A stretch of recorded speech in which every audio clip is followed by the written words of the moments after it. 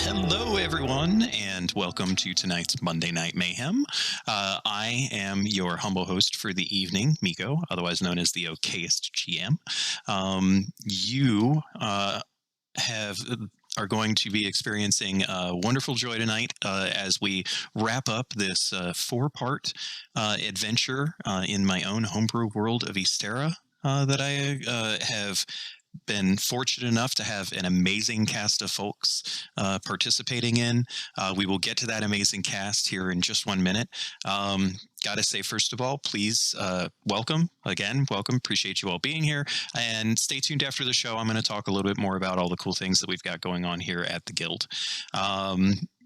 If you are interested in learning more about things that, that was the wrong one, things that we've got going on here at the Guild, you should join our Discord.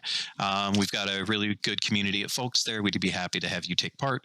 And then we've also got the Twitters and social medias and Instagrams and all that good stuff. YouTubes for all of our past VODs. If you're interested in catching up on some of our old stuff, I think all three of the previous episodes to this adventure are up there on YouTube now.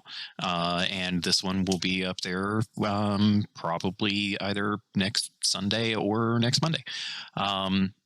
If you are interested in supporting us, the best thing that you can do is give us a follow. We love the follows, whether it's Twitch, YouTube, it doesn't matter. It's a huge help for us. And you can also, if you want to get in on tonight's action yourselves and help everyone, help the players out, or if you feel like helping me out, you don't need to do that. You can throw in some bits. For every 100 bits that you donate, you get to pick a player to gain advantage on one of their rolls, and it's a great way for you guys to get involved. I got to give a personal shout out to all the awesome folks at tabletopaudio.com. They are amazing for their music. Any music that you hear tonight is going to be coming from them. We support them on Patreon, but they offer a whole crap ton of cool free stuff too that you can bring to your table if you're interested in bringing their awesomeness to it. Links are, of course, in the chat. Big shout out to Beth Masco, one of the players here tonight, for making the killer map for Aubrath that will come up at some point. I'm going to show it off some more. And give her some love in the chat, too, because she is joining us with a nasty little throat situation going on that is unfortunately going to be minimizing her speaking, but I'm sure she's just going to speak as much as she wants to anyway, regard her throat be damned. But yeah, love all these guys. Can't wait for you guys to see part 4. And I think we should probably get to it. What do you guys think? Yeah. Welcome to tonight's Monday Night Mayhem. We are proud to present to you part 4 of Ysterra, The Lost Sands. Say hi, everybody. Hi, everybody. Thank you for not saying hi, Beth. Welcome. I am once again looking so very forward to all of the action that we are going to get into tonight. But before we get into that action, we should go around the table and have everybody introduce themselves. Andrew, I think you should go first. Sure. I'm Andrew. I am a human person playing Val, the half-elf Arcan trickster. We learned about Val's favorite food, favorite drink. So fun fact about Val today, her favorite dessert is seconds of whatever she ate. So I guess her favorite dessert is hot dogs again. Okay. That's not what I was expecting, but all good players throw me for a loop. So you can turn a hot dog into a banana split if you're not a coward, I guess. Dessert dog, okay, yeah. I will take your word for that because that's just weird to me. Kay, why don't you tell us about yourself and who you are and what you do and all of that good stuff? Yeah, sure. My name is Kay. I am a gelatinous cube in a human suit. You can find me at Caden Cosmos on most platforms. I do art and nerdery and stuff. Tonight, I'm playing Reeves Erickson, the displaced veteran. This was his, the last job before retirement. This was his last job before citizenship. And so we'll see if he can make it through tonight. We shall see. Will, who are you and who are you playing and what are all the things that you've got going on? Yeah, hello everybody. My name is Will. I play Walsh Payne, the artillerist artificer. He's a little bit of a scoundrel, and I can normally be found over at Live from the Apocalypse. It's the not-for-profit TTRPG studio where we play tabletop games and we make actual play content like streams and podcasts to raise money for nonprofits and aid organizations and important organizations like that. We are currently fundraising for the First Nations Development Institute. And we have a light week this week. You can catch us tomorrow night playing Class Reunion, the 5e homebrew that I run, about 4 high school students from Ohio who have been trapped in a fantasy world for 10 years. So check that out tomorrow night if you want. Twitch.tv/live from the apocalypse. Yes, indeed. He's got some good stuff going on over there, so you guys should definitely tune in. All right, Beth, short and sweet. Who are you and what you got going on? I am Beth. I am here. I'm excited.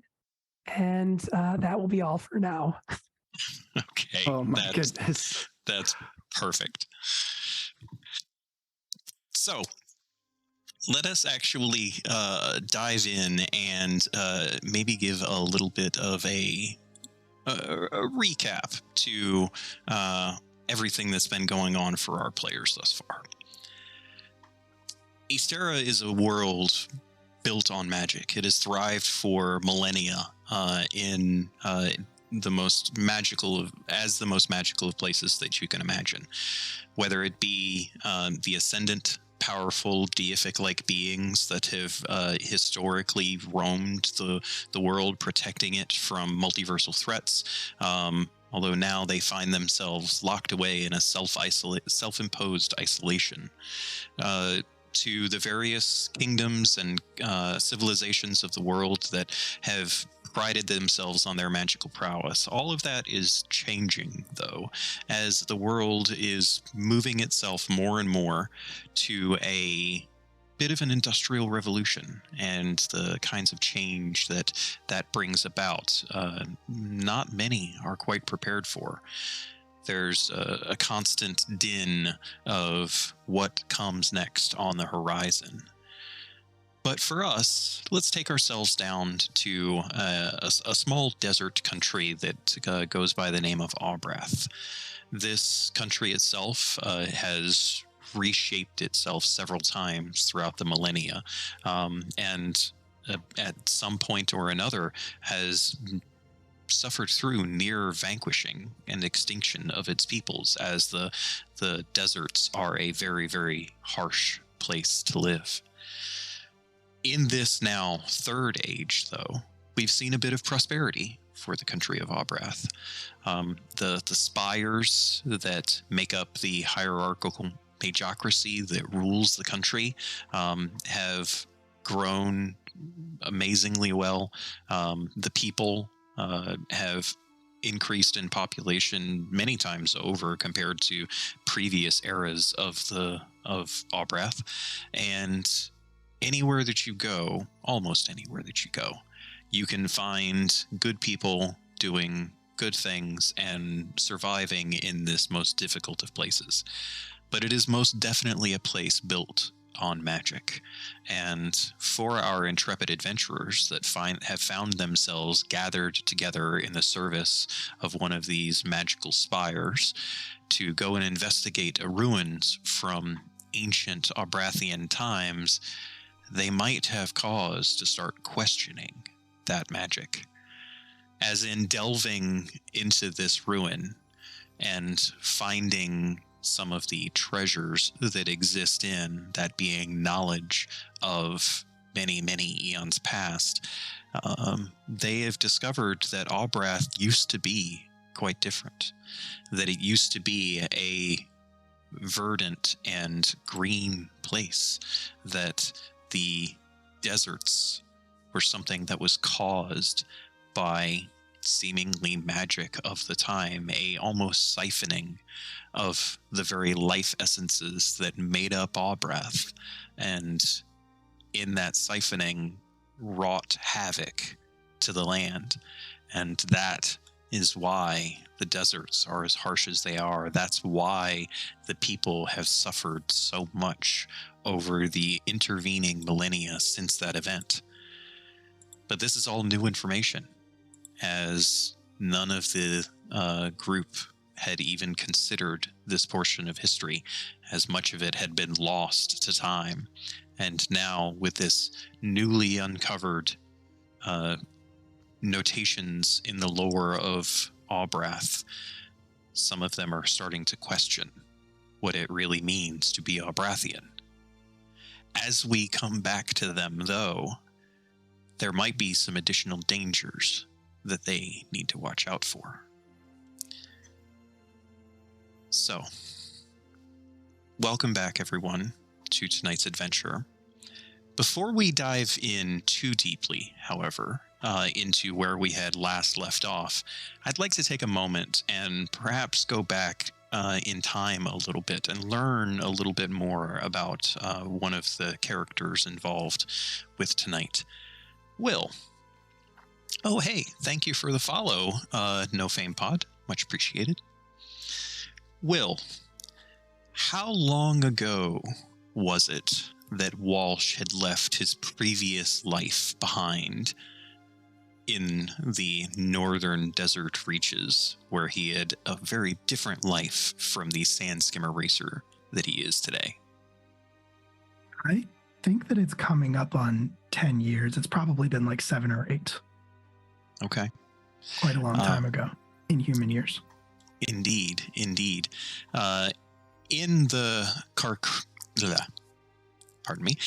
Carcuteran deserts, a land that was once Awbrathian controlled, but now finds itself as a middle ground space between Awbrath and the Briostan sovereignty, the country to the north of the dunes that Awbrath had warred with some 40 years ago. Now those dunes are neutral territory. No military from either country is allowed to enter. And indeed, any of the people that live there, some of them perhaps a little bit stubborn to not leave their homes, find themselves cut off from the rest of the world in a lot of ways, not being truly Awbrathian, certainly not being of the sovereignty. They find themselves in a bit of a lawless space. And in that lawless space, where no military or law enforcement actually takes place, piracy has become the norm. The harshness of the desert landscape is, the people that live there are not immune to that harshness, and it's made all of the worse by the various pirate gangs that skim their way across the sands, occasionally delving not only into Briostan territory, but also Awbrathian. Tensions are, of course, on the rise currently there, as both the Awbrath, the government, and the sovereignty are getting a little bit tired of the rampant piracy that exists and the raids that happen into both countries.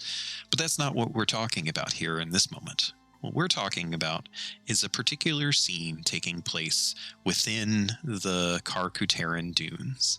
A veritable, well, it's probably a little bit unnice to say hellscape, but in this particularly hot, being 10 years ago now, summer day, we find Walsh roaming a small encampment that the pirates that he runs with have set up, and fresh off of a new raid, actually, where everyone is starting to divvy up the spoils of it. Walsh, can you perhaps tell us a little bit about, or Will, can you perhaps tell us a little bit about what Walsh is doing in this moment, post this very successful caravan raid that your pirate friends and yourself had just completed? Yeah, no, absolutely. The Walsh that we see here, I think, is obviously younger, but he also carries himself differently. And whereas the Walsh that we are used to tends to cover up the majority of the tattoos that are on his body, this Walsh is very much showing them off. Some of that has to do with just the weather. It's blazingly hot and the sun is just beating down. So I think he is not wearing nearly as much in the way of clothing in the flashback as he is currently. But his tattoos are more on display. His hair is like down and wild. His facial hair, his beard is like also equally unkempt, maybe braided into a few different sections. He's very clearly just sort of embracing this lifestyle. And I think he is actually one of his responsibilities as an artillerist on a sand skimmer is to probably go through some of the spoils and see if any of it can be repurposed as weapons. Okay. As Walsh is doing what he has mostly done out of instinct up to this point, in looking for things that he can try to salvage into something new, he finds himself very frequently crossing by a barred cage with a handful of individuals, a couple of which probably are very worse for the wear, and certainly in the beating sun, not enjoying the situation that they find themselves in. This is one of the few circumstances that you and your companions have taken prisoners, as it were. More than a few occasions, someone ends up, perishing in the raids. Not usually a pirate, as you guys are fairly effectual at your jobs, but for the most part, your crew has steered away from using people as a way of getting funds. This time, however, things were a little bit different. The caravan itself seemed to not only be very popular in wealth, but also popular in people. And a couple of the individuals seemed to be of high enough import that it may be worth it to garner some coin for their safe return, and then prove a point if people aren't willing to pay by treating them perhaps a little bit unsafely. This doesn't really quite sit well with Walsh, or at least, he finds himself getting a little bit frustrated in that his efforts at distracting himself through his tasks of salvage are proving a little bit fruitless. And at one particular point, he sees one of the individuals who is caged up convulse pretty heavily in the hot sun, and he starts to recognize the effects of heat stroke in the deserts. And how does Walsh respond to this? I think not even really thinking about it too much, he would grab a nearby water skin, maybe one that he carries on his person, and just go to give it to the prisoner, or at least just pass it through the bars and let the prisoners sort it out themselves. Unless somebody stops him, of course. At this moment, they are pretty safely locked away in the cages. There isn't anyone there keeping watch or anything of the sort. And even if there was somebody, you don't think that they would overly care too much, considering, Walsh's unique position within the group. And so, yeah, you were pretty easily able to pull off a water skin and push it through the bars. One of the other individuals takes it hesitantly, tests it out, but then starts, feeding the water to the person that was obviously suffering their heat stroke. You don't even really get a thank you, as these individuals are either unconscious or in tremendous amounts of fear for things. So, there isn't much to be said other than perhaps you feel a little bit better about the situation and that you tried to help. I think it still gnaws at Walsh a bit, though.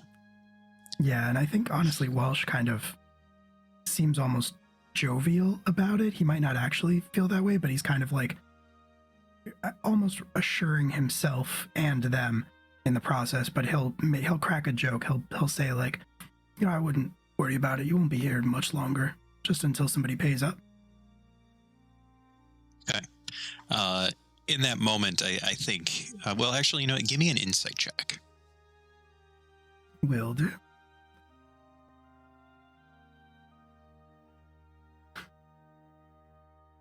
I'm very bad at this, and that is a 2.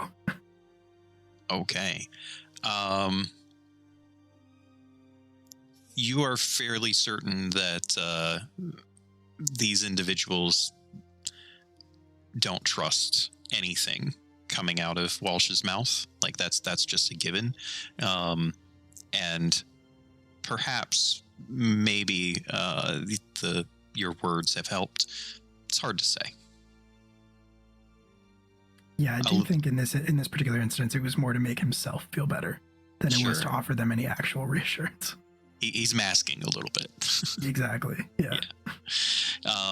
So yeah, as Walsh goes back to his duties of salvage, he ends up coming up fairly short, as the most of what is here, anything of like sufficient magic and whatnot for him to use, has already been taken as loot and spoils, and this particular raid just didn't quite yield much for him in his work and what he does. But evening starts to set in, and as evening sets in, it becomes colder. The deserts being what they are, doesn't take very long after the twin suns find their way down the horizon for the chill to start coming across the camp. And as that chill comes across the camp, some festivities start to come up, and Walsh finds himself participating in drink and merriment, as is wont to happen in the pirate world. And eventually, conversation being what it is, Walsh starts to overhear some of the others of his crew talking about what they're going to be doing with the prisoners, as it were. In that time, some of the things that Walsh picks up on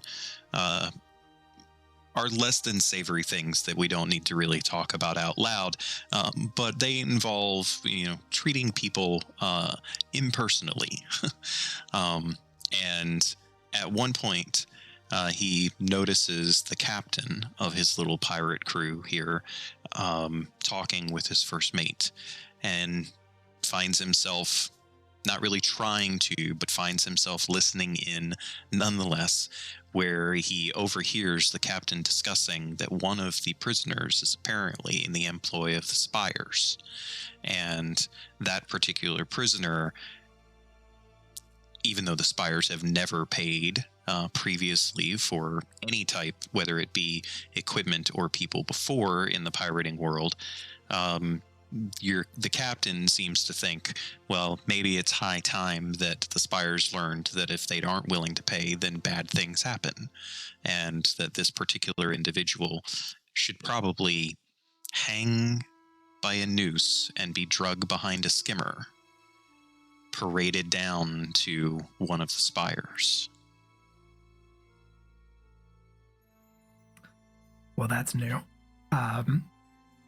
To prove a point, of course. Of course, naturally. Yeah, no, it's a rough job. I get it. Walsh, who is drunk, makes a note of it, but again, I think just kind of tells himself that maybe it's dark humor. It's not like that's unheard of here with the pirates.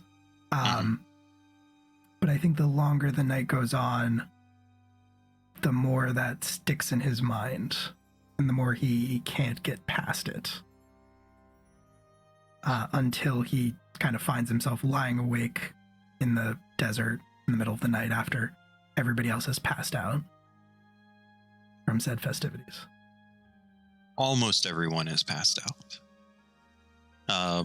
I think as Walsh is laying there, he hears a little bit of a stir of movement, and he catches the first mate out of the corner of his eye, moving over to one of the skimmers, and seems to be looking at something on the back of one of the skimmers, investigating it, perhaps.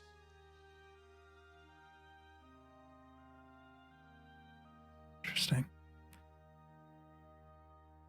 I think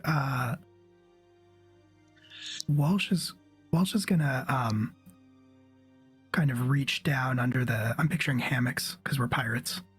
Gonna reach down to his pack, which is under his hammock, and kind of just like loosen the fold. And he's gonna, I think, out from that is going to kind of crawl a much jankier, earlier Falstaff prototype. Nice. Kind of moves a little bit weirdly and like is not quite as smooth as the current incarnation. And I think he's going to try to send Falstaff over to see what the first mate is looking at. And he kind of holds a little one of those little like what are they called, the magnifiers that like the gem gem people use to look at stones. He kind of holds it up to one eye and it lets him see what Falstaff sees. Cool. So Falstaff kind of jankily, but still fairly quietly, being the tiny form that he is. I imagine this one is probably like half the height of, current Falstaff. He still manages a fair bit of quiet and makes his way over to where the first mate is. And as Walsh is looking through this ocular lens to see what Falstaff sees, one eye closed, one eye open, makes it a little bit weird. He's not sure what he sees at first, but he can see quite clearly the first mate rigging up one of the tow cranks on the back of his sand skimmer and elevating it significantly higher than would be necessary for the way that they are used in dragging merchandise and loot and goods across the desert. It's about 7 feet in the air as he finishes up adjusting its positioning. And I think Walsh, not able to look past this anymore, with just the guilt eating at him, is going to get up from his hammock, but making a lot of noise and a big show of it, like he is very, very drunk, and kind of like stumble over to the first mate and sort of very, very drunkenly slur out, like, "Oh, do you need a hand with that? Do you need some help with that?" Seemingly quite distracted, the first mate didn't really. Give me a deception check, by the way, to see how well you pull off the drunkenness. That I can do. And that is a 22. Nice. Not even a blink of awkwardness from the first mate as he looks you over and says, Walsh, just the man I needed to see. So, out of curiosity, if this hook is at this height and those reinforcements there, it should be able to handle about 110, 120 pounds without too much issue, right? Yeah, which hook is that? And then the second the first mate turns around to point out the hook, Walsh is gonna get him in a headlock and just kind of try to choke him out, basically, without making a noise. Cool. Give me, I'm going to say you've automatically hit because it's nighttime. He's certainly not expecting you had the drop on him just from the drunkenness and everything. So give me an athletics check, and I'll say because he is unawares, you can have advantage on that. By the way, as a reminder, you also still have a reroll available to you. And just as a reminder to everyone else, I have 6 from last week. So in case, any of our intrepid viewers want to maybe help even the odds and throw some bits at our players to give them advantages, they could benefit from them. Well, with that advantage, I rolled 2 natural 20s. Nice. So, okay. 24 total. Yeah, I don't see the first mate doing well, but I'm gonna give it a roll anyway. That is a 4. So 4 on the dice. You easily are able to catch him in a headlock, completely unawares. Tiny little alpha prototype Falstaff like catches what you're doing and like leaps up onto the first mate and starts like trying to help out. He doesn't do anything, but you know, the initial programming of the way Falstaff works, he has to help out as much as he can. And you're relatively easily, given how you weren't necessarily certainly easier than you were expecting, I'll say. You're able to just bring the first mate down to the ground like it's nothing. You kind of clank his head against the back of the sand skimmer as you go down, and he just goes out like a light underneath the back end of the sand skimmer. And I think Walsh is going to gather up his things from around the camp, take things that don't belong to him, for sure, that he knows are valuable or that could help him. And then he is going to leave the camp behind. He is going to rig up one of the smaller sand skimmers, like one of the, I guess, lifeboat types. And I mean, all of the sand skimmers are pretty small. Like for the most part, all of them are one-person sand skimmers. They might have a couple of two-person skimmers, but they're almost all like, you know, single-person raider style skimmers. Absolutely, yeah. Sorry, I forgot about that. But he's going to grab one of the sand skimmers as well, and he's going to get in it with his stuff and just head out into the desert and leave the camp behind. But I think back in the camp, anyone who is in that cage is going to see small, janky prototype Falstaff kind of like creep up to the cage from the darkness and then jump up and unlock it. Cool. Letting them all out. Nice. Yeah, so as Walsh kind of gathers the things that he needs up, go ahead and give me a stealth check, actually, and I'll say you have advantage just because of, you know, nighttime and circumstances and everything.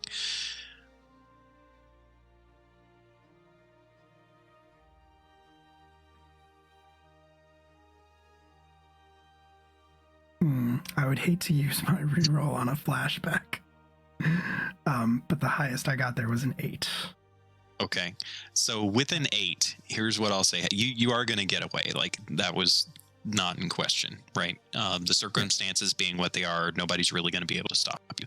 But I will say that Walsh, perhaps feeling a little bit of pride in, you know, this current situation, maybe not quite thinking clearly, thought for a moment about dipping into the captain's tent and snagging something from there.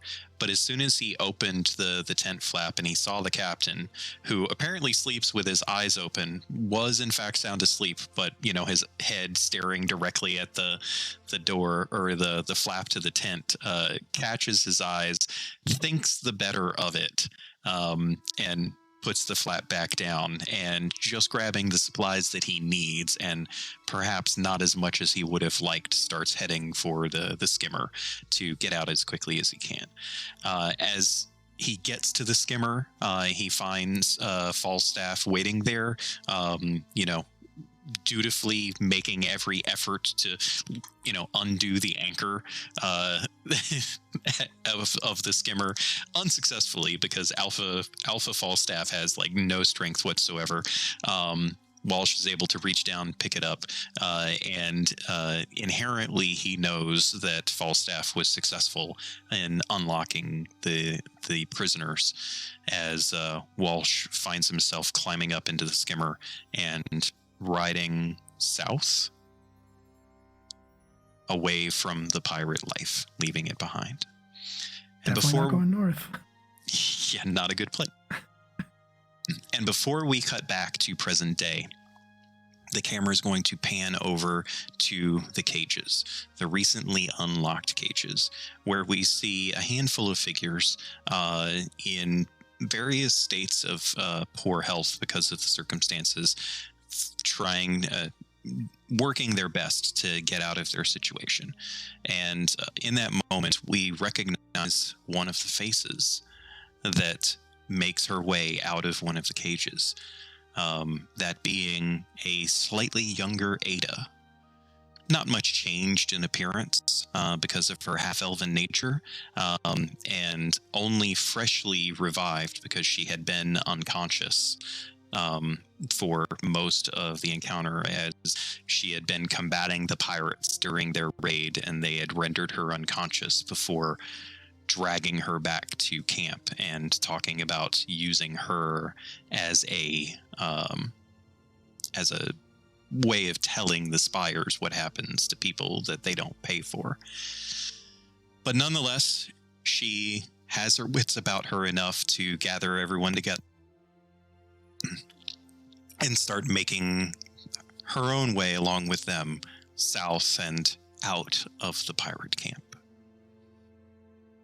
So let us return back then to present day, where beneath the ruins, far beneath under the grounds of Aubrath, deeper than anyone has in a considerable amount of time has ever endeavored beneath the sands of Aubrath, our intrepid group of adventurers that had been pulled together from their disparate situations, having just met, some of them having just met the memory and learned about the fall of the first age of Aubrath, find their way stumbling a little bit from the circumstances, making their way out of the light, as we see Walsh looking over the edge of the very large floating disc that he had been using to navigate through this wide open void of space beneath the sands. As he's looking down at the ground, seeing the extremely immense, large sandrake. Actually, I have some art for that too this time. Seeing the immense, massive, 1.5 miles long sandrake going through the debris and detritus at the bottom of this almost void-like cavernous space. The rest of you making your way back towards the disc. Walsh, do you inform I think it's apparent to everyone else, no matter what their difficulties in perception at the moment. You guys see Walsh looking at something over the edge, and he looks probably a little bit shocked. Will, why don't you tell us how Walsh is reacting to this information that he just learned? Walsh is gonna stand up stiffly, and as he sees the others approaching, and he's going to say very quietly, trying to keep a very level voice, but gesturing for them to hurry up and say, come on, we've got to go, can't stay here. Trying to pick up on what Walsh is putting down, Reeves is gonna be like, do we have what we need? Like, what were we coming here for? Like, let's go. Matter. I grabbed a bunch of things, I put them in my bag. Let's go. And once they're on the disc, Walsh will say, look, whatever you do, don't look down.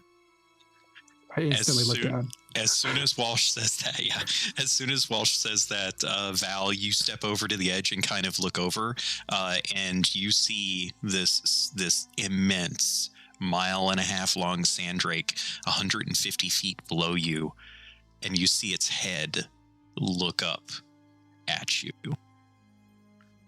And in this moment, anyone that's looking over the edge immediately can recognize the sight of a hunter that has just spotted prey. Drive. You guys drive. Told you not to look down. I would like to drive. Yeah. No, I figured as much.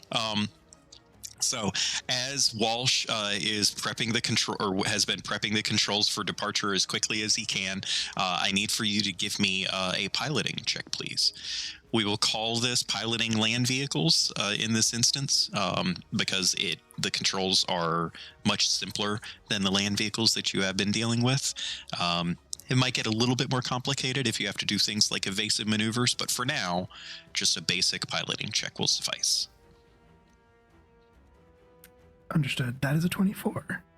Nice. I need for the rest of you, not Walsh, and probably not Falstaff. I'll let you decide, Will, if Falstaff needs to make a check. I need the rest of you to make either dexterity or strength saving throws as the disc lurches to full speed almost instantly. Falstaff, I imagine, is like on Walsh, so I think he's fine. Does Walsh need to make one?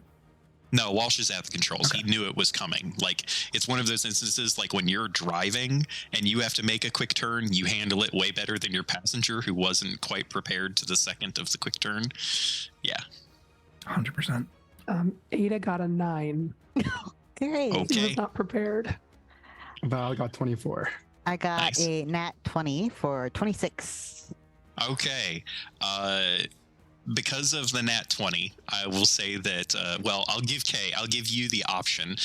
Would Reeves grab onto the back of Ada as she is very obviously about to fall forward off of the back of the disc? Probably, but like not in a very gentle way or one that it's like, I'll make sure to grab her by her arm. Just like I grab whatever I can and like, roughly, probably. Okay. Roll a d6, Beth, and that's how much bludgeoning damage you take as Reeves grabs onto the back of Ada's belt and basically jerks her backwards and nice. A full 6, great. And Ada slams, cracking her skull on the glass steel disc that you guys are flying on currently. Awesome. I'm tenderizing her for this break. Oh no. Things get bad, you're just gonna chuck her off the back and let the Drake yeah. swallow her. Maybe. So Walsh has a decent sense of direction. His pirating life and how much time he's spent on sand skimmers, he knows fundamentally the direction that he needs to go in order to find the exit shaft, or the entrance shaft, as it were, that he now plans on using as an exit. But he does, in fact, have a very large sand drake that is now coming after them. As the disc jerks and you guys start flying in the direction that Walsh is taking you, you guys all see the sand drake lurch up into the air and just chomp onto the platform that you guys had just been standing on, where you had visited the memory, just swallowing half of it, and the half that it doesn't swallow just bursting with magical light and fragments going everywhere. Some debris rains down upon you guys, but not enough to cause any real harm, but certainly enough to shake all of you as you see just how large this thing is. It is beyond gargantuan in size. Its head, I'll put it this way, it could very easily fit the Dune Raker within its jaws. Like, just swallow the whole thing whole.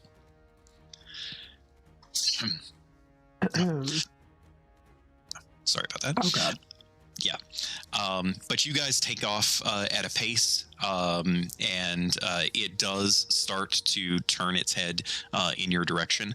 Because of the fact that it is 1.5 miles long, it really doesn't have to stand very high, so to speak, in order to basically fill up most of this cavern. The cavern itself is about 300 feet bottom to top. And there are a lot of connecting natural stonework pillars, as if a stalactite and a stalagmite kind of grew together and formed a pillar. It's that sort of thing, shape-wise, that kind of support this void-like cavern that you find yourselves flying through. It doesn't take long, though, for you guys to realize that none of that seems to matter to this sandrake, as it is very quickly chasing you down. And a quick calculation from Walsh will determine that it technically is moving a little bit faster than your platform. So this is what we would like to call a group skill challenge, as you guys are endeavoring to escape the jaws of the sandrake. You need to have 4 successes before you have 4 failures. So we will start with Walsh, since he probably has the most simplistic job in this circumstance. What is his skill that he's going to be using to help get out of this particular situation? I think maybe land vehicles again is my thought, at least for the first one. All right. Maybe I can see if I can coax any more speed out of this thing. Piloting check it is. Give me the roll.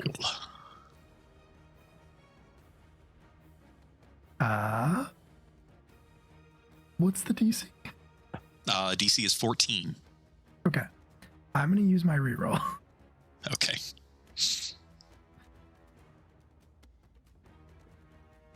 I got a 14. All right. So, all rerolls gone. Glad you didn't use it in the flashback, at least.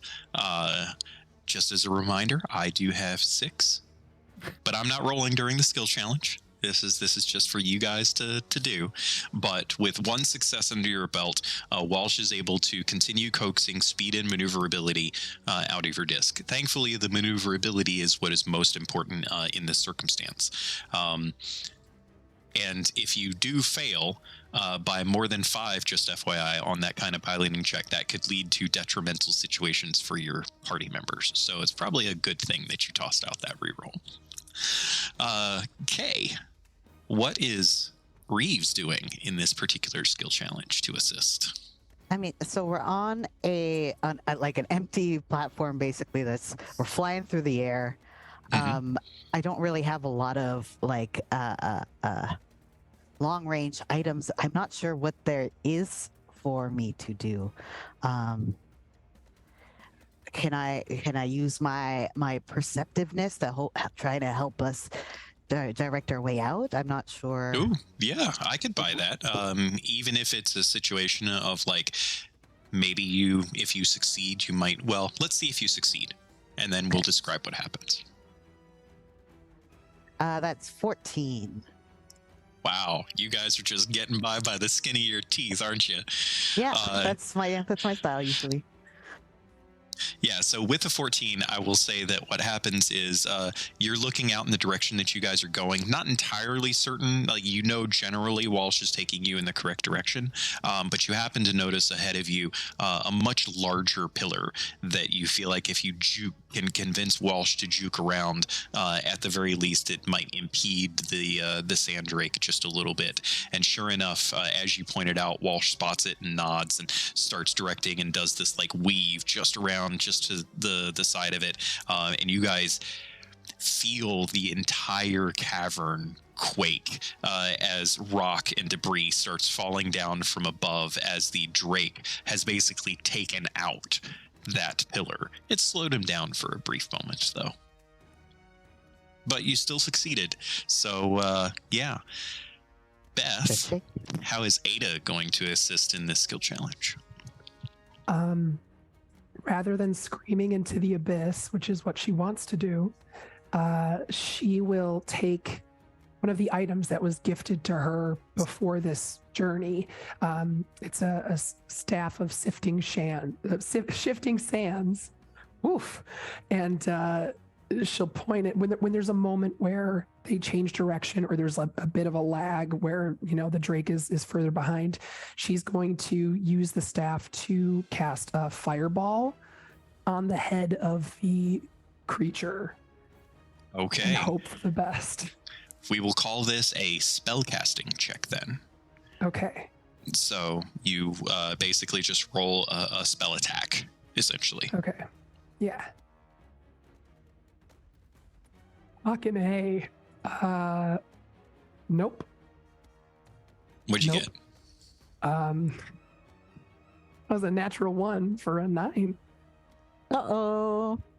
So Uh-oh. unfortunately, a natural 1 counts as 2 failures in this particular circumstance. So Yep. since you have your throat situation as it is, I'm not going to ask you to describe how Ada fails. In this particular instance, I believe what happens is that Ada isn't particularly used to fireballs, right? Like, this was a brand new item. She's never used it before. She knows magic. But in this particular instance, I will say that in letting loose the fireball, she doesn't gauge where it needs to explode, and it explodes almost immediately behind the platform, and knocks most of you to your feet as this wave of heat. You know, I'm not going to say you take damage, but like, you feel the force of the blast behind you, and Walsh in particular, you're probably not very happy in the moment as you work to regain control of your craft as this enormous fireball explodes behind you. As it explodes, you guys are still going forward, but so is the Sandrake as its head just like emerges through the remnants of fire and smoke behind as it's coming after all of you. Val, it is your turn. How are you contributing?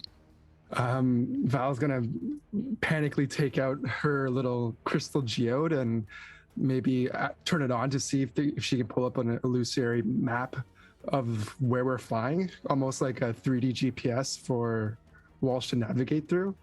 Maybe That's right, because you still had 1 use left on it, right? Yeah. Yeah. So I could do a perception check to maybe guide him on the fastest route out.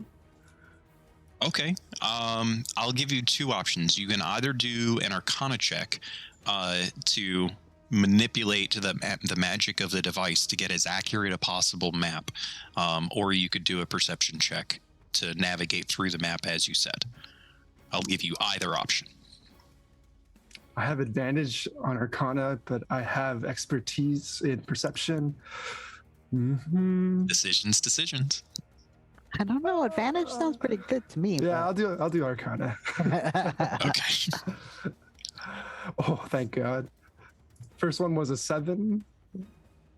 Second one was an unnatural 20. Okay, nice. Dirty 20 is more than sufficient for a success.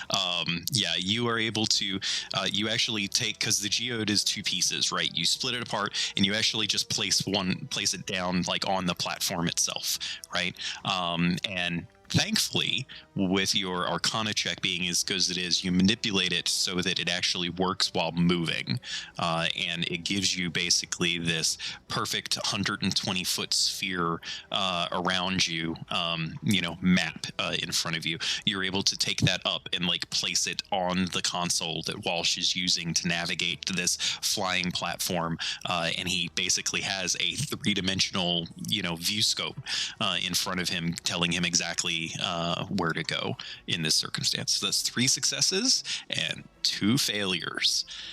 We are back to the top. I will give it to anyone who would like to go next. I just wanted to say I hope Walsh can learn how to read a 3D map real fast. He's an adept with, magic-y type things. He has an intuition about that sort of thing. It's true. I definitely do. Would reading that, would like catching on to that really quickly count as a skill check? Yeah, kind of. Okay. Absolutely. And I think it would probably be perception. I don't think Arcana quite fits, but if you can make an argument for me, I'd let you do it. Maybe investigation. Ooh, the problem with investigation takes time. Right, and this is a fly by the seat of your pants sort of thing. I tell you what, let's call it an investigation check using wisdom instead of intelligence. I can I'll do that. split the difference with you. Fair enough. Then in that case, using wisdom, you said? Yeah, so basically, I'm assuming you're proficient in investigation. So just roll a wisdom check and then add your investigation or add your proficiency bonus. Cool. All right. Sounds good. You try to figure out where we are in the map. Yeah, exactly. 15. We're getting better. That's 1 point better than what you needed. So, Yep. yes, as you are navigating, you find yourself getting quickly very, very frustrated as the whole space is just void. The three-dimensional magical illusory map in front of you is very nice in that it tells you a little bit more in advance of where the pillars are, and so you're having less difficulty navigating those, but very quickly you find yourself getting very frustrated in the where's the freaking exit, and like I imagine that you guys are all voicing some of this exasperation as the sand drake is bearing down upon you. But as this drake is bearing down upon you, and Ada and Reeves in particular are watching it and, calling out, come on, find the freaking exit. A slight variation in the map at the far corner of the map reveals itself, and you are fairly certain that you've spotted the exit. And Walsh just puts every amount of effort. He kicks off the magical anti-lock braking system that we had talked about in the last session that it has, removes all of the safeties from the platform, and just takes off as fast as it can possibly go. With the drake bearing down upon you, you manage to, having just made 4 successes, duck into the opening. You guys scrape the sides a little bit. You guys all, Walsh is the only one who stays on his feet, basically, from the impact. As you guys are ping-ponging your way up the corridor, and you feel the impact of the sand drake as it slams its head into the opening, trying to come after you, but it is far too small of an opening for a monster such as this. As you are once again within the corridor, and quickly escalating your way up the cavern to the upper levels of the ruins that you had been investigating previously. Eventually you find yourselves coming to that same level that you had been at, and given the amount of damage that the platform is suffering from, Walsh has an instinct that perhaps you guys should depart it quickly. And I think he will just say, as the only warning I think he will give is like, well, it's time to jump. And he and Falstaff just take a jump right out the... Okay, yeah. Yep. Yeah. I will cast Feather Fall on everyone just in case. Thank you. Okay, fair enough. Yeah, you guys all leap off of the platform, and as you leap off of the platform, you guys can actually see the platform kind of warbling just a little bit. Not quite sure exactly how much longer it has, but it probably doesn't have that much longer given given what you guys have done to it at this point. But you are safe, ostensibly safe from the sand drake, and you start making your way. I'm going to take liberty here and say that you guys start making your way back up to the relative safety of the surface of Aubrath. Takes you probably a good hour or so before you're able to start spotting the remnants of sunlight kind of dipping through the ruins themselves, and yeah, you find your way up to the top. You figure you've got about an hour or so maybe before sunset, as you can feel the remnants of the warmer day starting to cool down just a bit. The Dune Raker still sitting off to the side, exactly where you had left it, seemingly undisturbed from your evening and most of a day's excursion. Like, you basically were down there for about 24 hours. What time Now- is it now that we're out? Sorry, It's about an hour before sunset. I'm happy to get as far away from that soundtrack as I can. I mean, I don't think it's getting out of there, but yeah, we could move. Just a bit. We Just can move a little bit, sure. I'd love a nap. I'm so tired. That sounds good. That sounds good. I'm telling you, there's something to that. A whole nother sport we just invented, basically, down there. Like a new kind of racing, maybe. I don't know what you would call that thing, like a pod. I don't know. The name will come to me. I'll keep thinking about it. Something catchier, maybe. Yeah, something catchier. The question is, will it always be whoever can escape the sandrake? Is that the motivation? It's not about exactly. it's not about finishing. It's about who didn't finish. Yeah, you don't have to win. You just have to not be the last one. Lots of gambling opportunity there about who's going to get eaten first. Exactly right. Now, let's all get on board and move us at least a little bit away. Yeah. So you guys climb on board the Dune Raker and travel a little bit past sunset before stopping for a bit and taking an opportunity to find some rest. As you all settle down for your evening rest, does anyone wish to do anything in particular?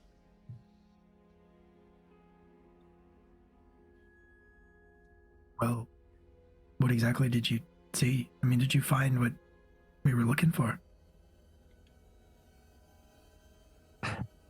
We saw a lot. There was a being called the Memory living down there. It showed us the destruction of all breath that had already happened.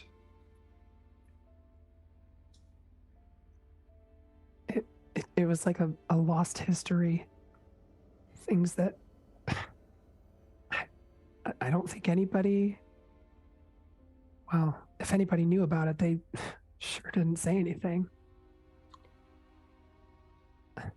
Apparently, Abrath was a big green landscape full of jungles and life, and thousands of years ago, it stopped being that and turned to sand or something.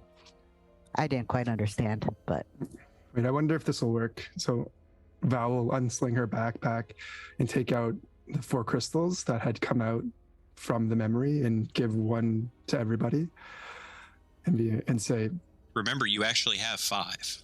You also have the one that was given to you initially that has they're all spheres, right? They're all crystalline spheres, but the first one was kind of a Rolodex of subjects, and you're not sure if it contains other information as well. It potentially does, but the 4 are distinct. They're a little bit more distinct in that they are actually faceted spheres instead of perfectly round spheres. all right, I don't take out the perfectly round one. I keep that one to myself, and I give everybody one of the other ones. So it's one for each of us. I think this will play it back for us if we need to see it again. I think this is what we were supposed to find. I could be wrong. Ida, you're the one that commissioned us, basically. Is this kind of what we're looking for? I suppose so. Can I take a look at one of these and just sort of like, I don't know, try to learn more about it? Sure. Give me an Arcana check, please. Okay. Dirty 20. Nice. Hey, finally rolling some good Arcana checks as opposed to last week.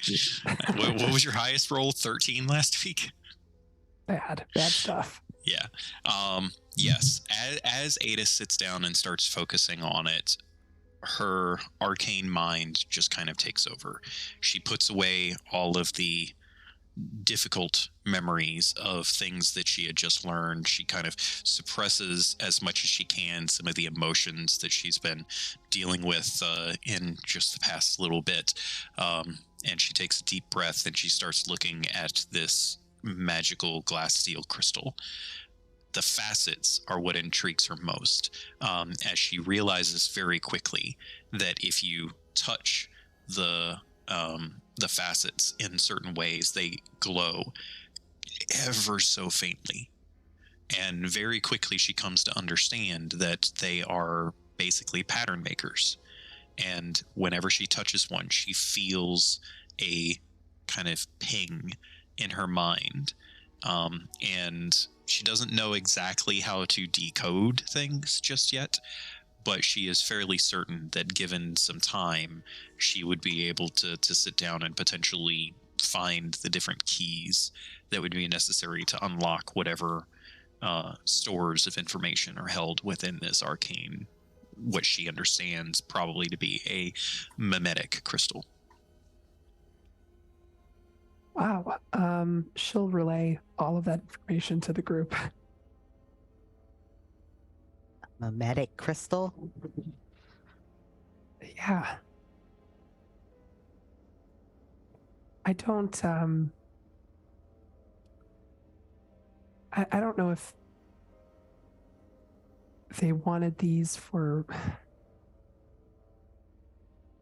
I wouldn't be surprised if this information wasn't entirely new to the people who actually want these crystals. So why would they want them now? I don't know, because they've been unearthed and the information is accessible. And Could be confirmation, evidence. or evidence that had been hidden away purposefully that's now been brought back up again. And we're all easy targets to complete this task. Does sound like what you're saying to me is that these are priceless and we are returning them for a price. I think so. So that does change our situation somewhat. Certainly changes mine. Does it though? It's just, if they already know, it's just confirming what they already know. What can they do with this information, knowing that Albrecht used to be lush and green? It isn't anymore. Maybe it's not so much a what as it is a why. Or maybe if they already had the information, but now it's unearthed, maybe they're trying to repress it. I mean, like, I know that some places do that. Well, if they wanted to repress it, all they had to do was not send us to pull it out of the underground. There would be divers, would there be? No matter what laws against ruin diving, there's always somebody. I'm sure other people have tried. I think we're just the only ones who survived. I mean, you saw all the other broken discs and bones down there at the bottom. There were bones, right? Did I make up the bones? There weren't bones, but it might have Okay. looked like bones to Walsh, because the crystalline structures would, basically fragment, and he was looking at it from 150 feet away. Yeah. The Right. many bones. So, like, to his eyes, I could imagine him seeing it as just like a graveyard.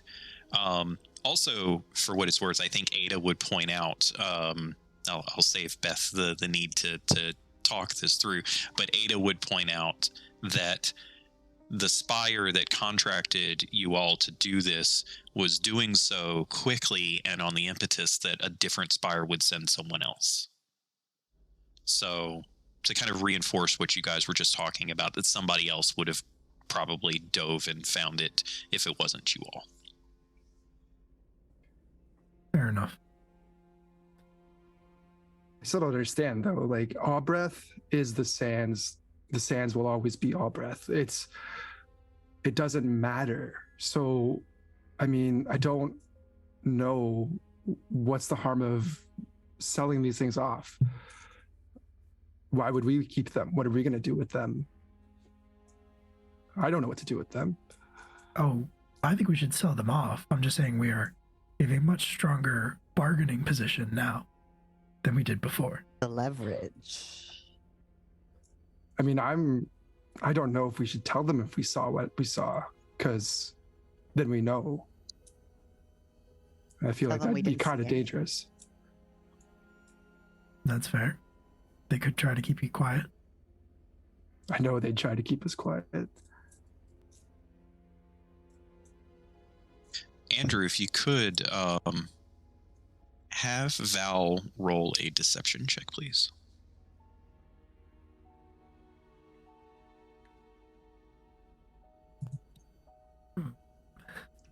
That is a natural 20 or 24. Nice. Nice. I thought it was a bit for a second. I was like, that's a good bit. Yeah. Yeah, I think in this moment, the rest of you probably feel like Val is talking some sense. So just keep that in mind with your RP. No, that makes sense. So you're saying what, we should hand them over and just act like we didn't see anything and call it a job well done? I mean, I think that's the safest thing to do. I don't know.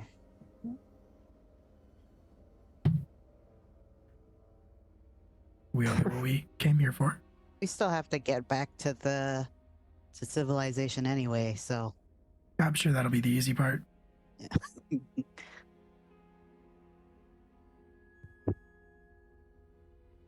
Ada, you seem unsure. I don't even know what to think. You I said this changes things for you. I mean, I think it changes things for everyone in Obrath. Everything is different.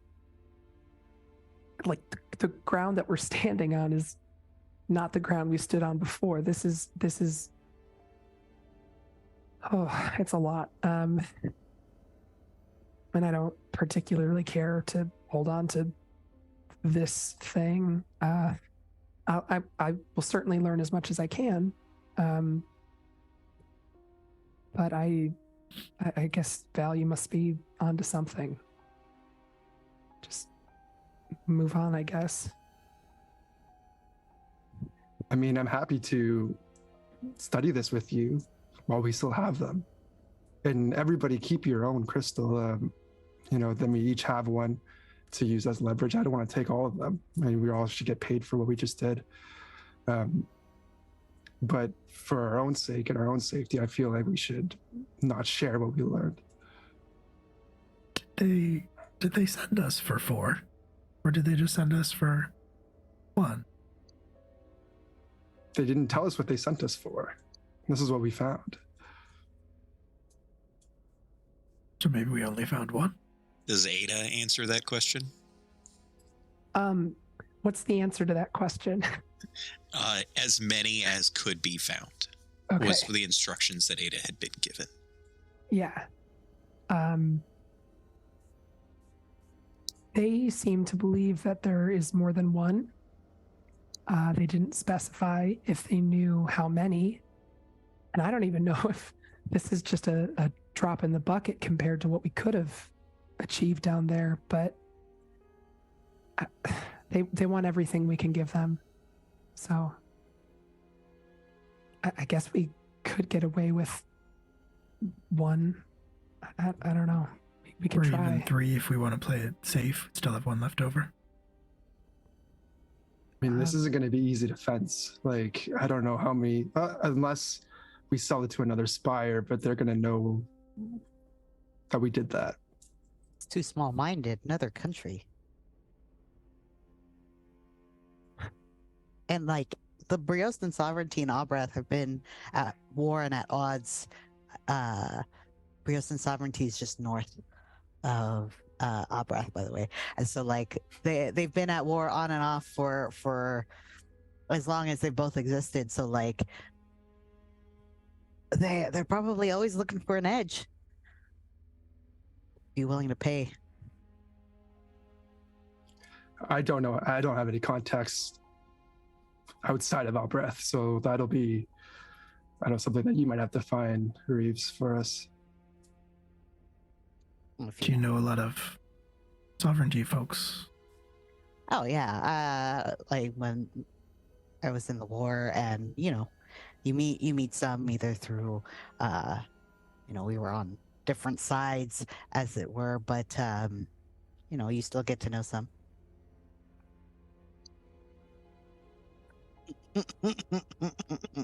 Maybe roll an insight check on that. You can, yeah, absolutely. So one of these, Yeah.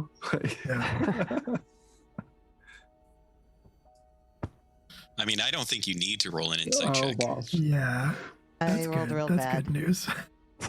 What did you roll? What did you roll? I got an 8. I got a 5. Oof. Amazing. Um, I'm like doing all the tells at once. I'm like touching my ears and my Yeah. nose. I feel like I might still have an inkling, but I'm not, positive. I think at the very least, even if he doesn't understand the circumstances, he believes that Reeves fought on the opposite side of the war. On the Briostan side. He has Yeah. enough information at this point to kind of put that together, even if he doesn't, understand all of the rest. I mean, I'm sure if you push it even a little bit. Yeah. Is there a different language spoken in Preston sovereignty? Reeves, what's that sovereignty saying you always say?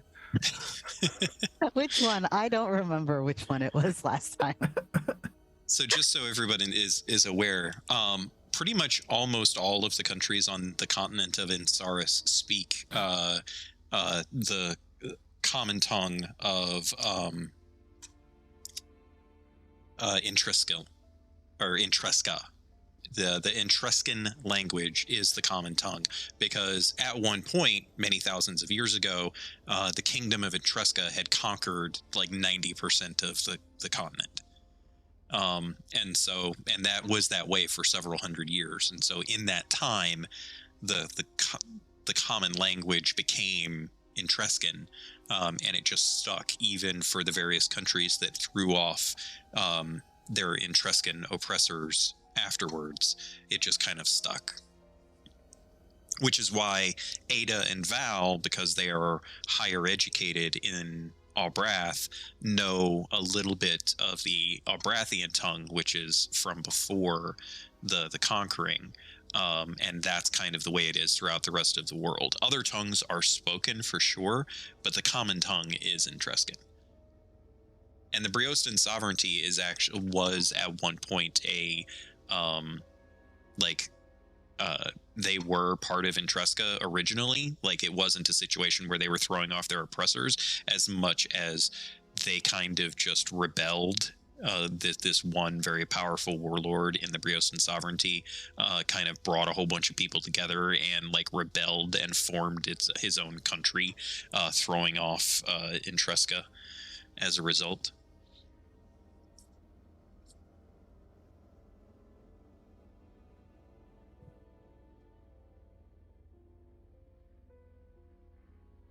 Super aggressive sovereignty saying. Yeah, I was gonna say, I feel like Walsh is gonna try to slip in a sovereignty saying into conversation, something like, "Oh yeah, the war that must have been pretty must have been very bloody. Must have taken a lot out of you. But I mean, you know what they say." And then he'll say a sovereignty saying that I'm not sure of, but Sure. They really screwed the pooch. yeah, exactly. Maybe I complete your sentence. You're like, oh, you know what they say? Oh yeah, they screwed the pooch on that one. Sure. Something And then like, Walsh will kind of like sit back with a nod. Oh wait, sorry, So- what, Andrew? In that instance, I think then Reeves would recognize that Walsh is Briostan as well. He's kind of giving away his side of things too.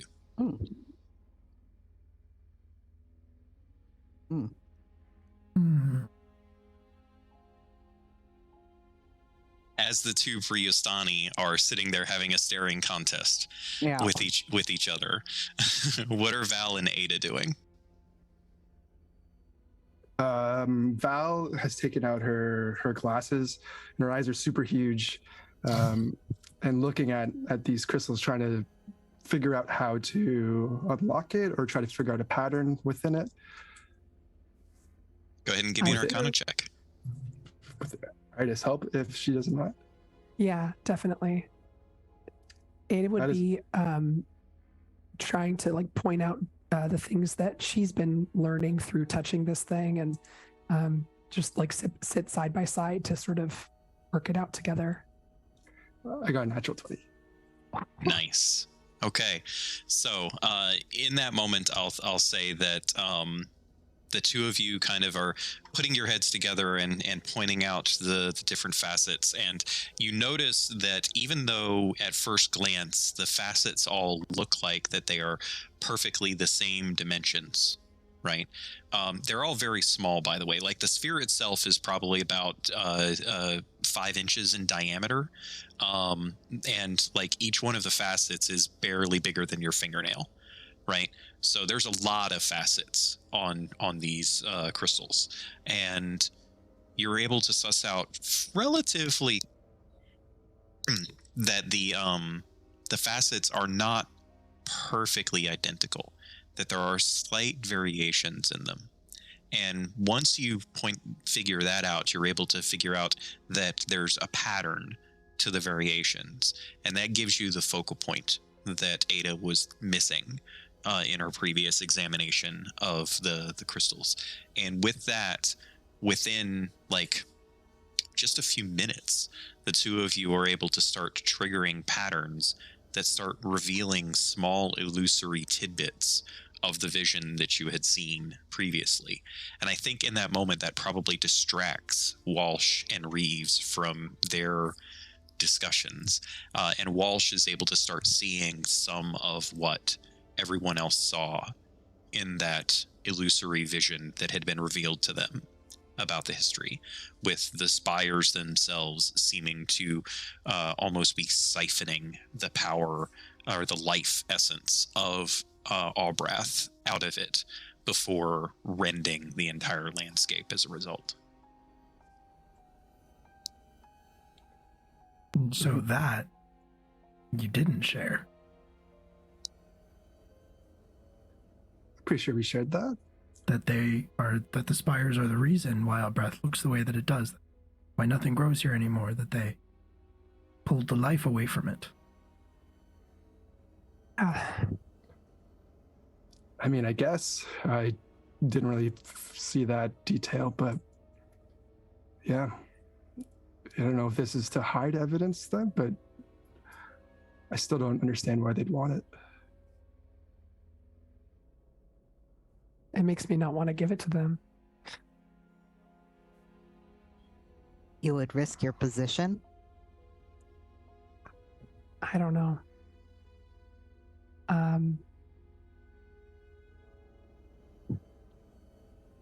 No?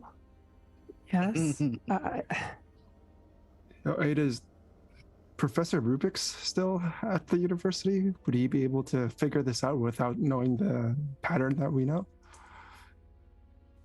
Would I have a feeling that Professor would? I mean, probably anyone in the spires that has reached a level as high as Professor has to inherently be studious in the realms of Arcana. They of course all have their specializations for certain, but certainly given enough time and with the spire's resources, absolutely. Yeah. I mean, I had imagined that, yeah, they'd be able to figure this out. I just, I don't want to see it get handed over to Abreu, right? Is that the guy's name? Abreu? That's the dwarf gentleman's name, yes. Yeah, because he clearly is working with some folks on high, and I don't know. This all just feels so wrong to me. I don't really. I'm kind of confusing everything, and I don't know. I don't know what to do. All right, let's kind of lay it all out there. What are we gonna get by handing this over? What's everybody's end goal here?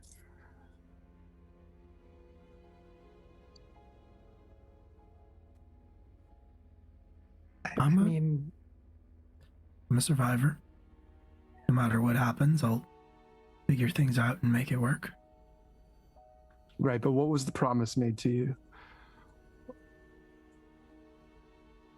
That they would fix my skimmer so that I could continue to race. Or at least give me the means to do it myself. But it's how I earn my livelihood. It's not all that I am. Fair enough. Reeves?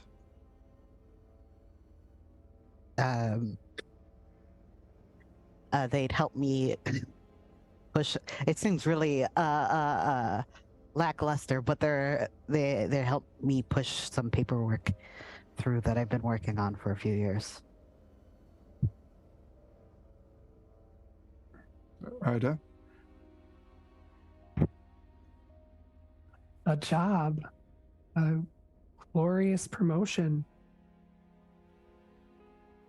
I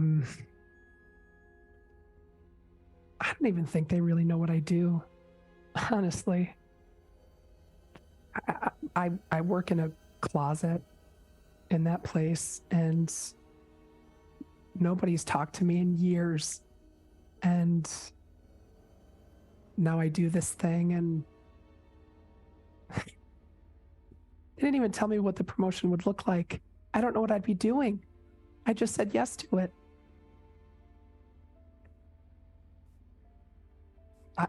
I could turn that down, though, if that's kind of where we're getting at here. I think we need to be clear about exactly what's on the line here. You wouldn't be turning down a promotion. Your life would be on the line. You'd be ruined academically. Thank you, Walsh, for putting that so eloquently.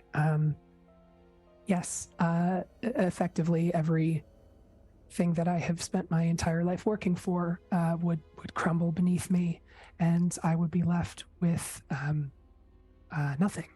So that's what's in it for me. Everything that I have and am. Yeah. Well, maybe not everything. You'd have the truth. I would.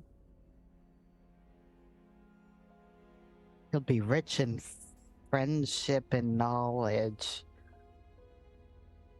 That sounds weird coming from you, Reeves. But Yeah, I didn't like it. I appreciate it. How about you, Val? Yeah, Val, what's really on the line for you?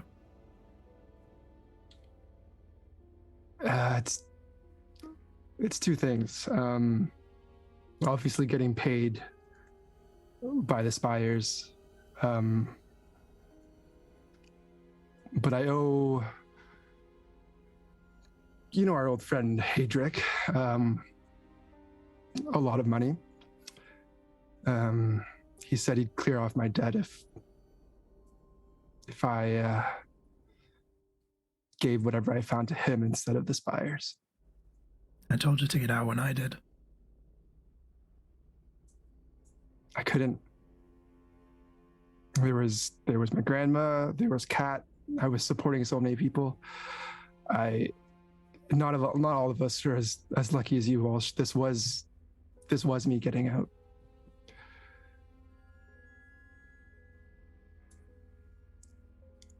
but it does sound like this could be a good start or a fresh start for all of you. But what we have here is a moral quandary, I think. Because if this gets out, the truth is powerful fuel. You never know how it's going to burn or what fires it's going to start. It's safe to say we won't be able to show our faces in Albreath if we release this. We put it out there. But the people of Albreath, I think, deserve to know the truth. Not The arguing. Spires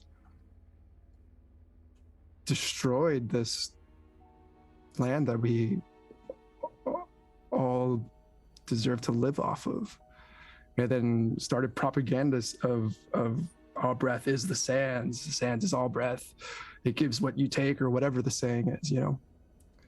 The truth is, it was destroyed by the Spires and has been perpetuated as death, essentially. And the only way to live is to live in one of these spires or die in the sands. And I'm not a fan of the spires. I What mean, if- we do have fuel to burn it all to the ground. And what if we gave them what they wanted? One of these, maybe two, and we squared away our debts, and Walsh fixes up a nice, fresh skimmer, and I get an office that might have a window. And what if then we start talking and use our newfound freedom from the money and the status of this to just watch it burn, just like you said. I mean, I could go up to them and spit in their face right away and get canned, and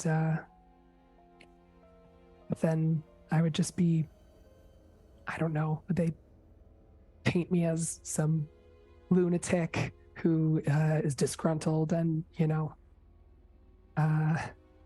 doesn't bear any weight. But if I'm given a title, maybe I can actually do something.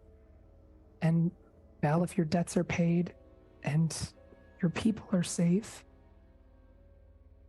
and maybe I could help push that paperwork along. I am very, very familiar with red tape and bureaucracy, so I might be able to make things happen quickly for you. And Walsh, if you really just work on getting that skimmer together, maybe we could leave. We'd have to leave. Are you talking about starting a rebellion? I don't know. Maybe. That sounds crazy. So you can tell me if it is, but No, I'm with you. I We like have that. 4 orbs. And Yeah. how many did you say you need to give to Hadric? I mean, he doesn't know what we're looking for either. And I have this one, and I pull out the sphere one, the more spherical orb. I was just going to give him this one. It made Ada kind of catatonic, so I hope it does the same thing. That could be good, yeah. I'll So- take a moment to intervene here for a second. Oh, no. Ada, as soon as you see the contextual sphere, you realize that that is the key to unlocking all of the information in all of these spheres. Because whatever subject that you focus on in it will reveal what you need to use for the sequences in the faceted spheres. You basically now, with the reveal that you have the Rolodex, all of the information is accessible to you now in whatever form of study from 8,000 years ago that you wanted. Okay. I'll continue what I was saying. Okay, so we have 5 spheres. So we can give, a couple to the spires. If we give some to Hadric, I'm assuming, not to put, not to paint everyone with the same brush, but I'm assuming Hadric's a piece of shit. So we can just give him 1 or 2. Hopefully he goes catatonic, and then if he's going to fence them or sell them, so the information's still going to get out there. If we have the other ones, we can give those out as well. Like, we still spread them out. This is actually interesting, Val, because now I think we have everything ever that has ever been. And so Wait, what do you mean? well, I just look at this, and I'll start putting some things together and pointing things out. How long did we say it was going to take us? Like, how long until maybe they start looking for us? I mean, it's going to take you at least 2 weeks just to get back to the spire. Cool. You could technically do it faster than that, but No, they wouldn't. There would be no expectation that you would arrive faster than 2 weeks. I've never been happier that I don't sleep ever. Okay, so Been What making if- me do watch and making us do watch, and you don't sleep. no, but I'm I'm not busy. that mad about it, but like, come on. Yeah, I know, but you're going to trust me to save all of you?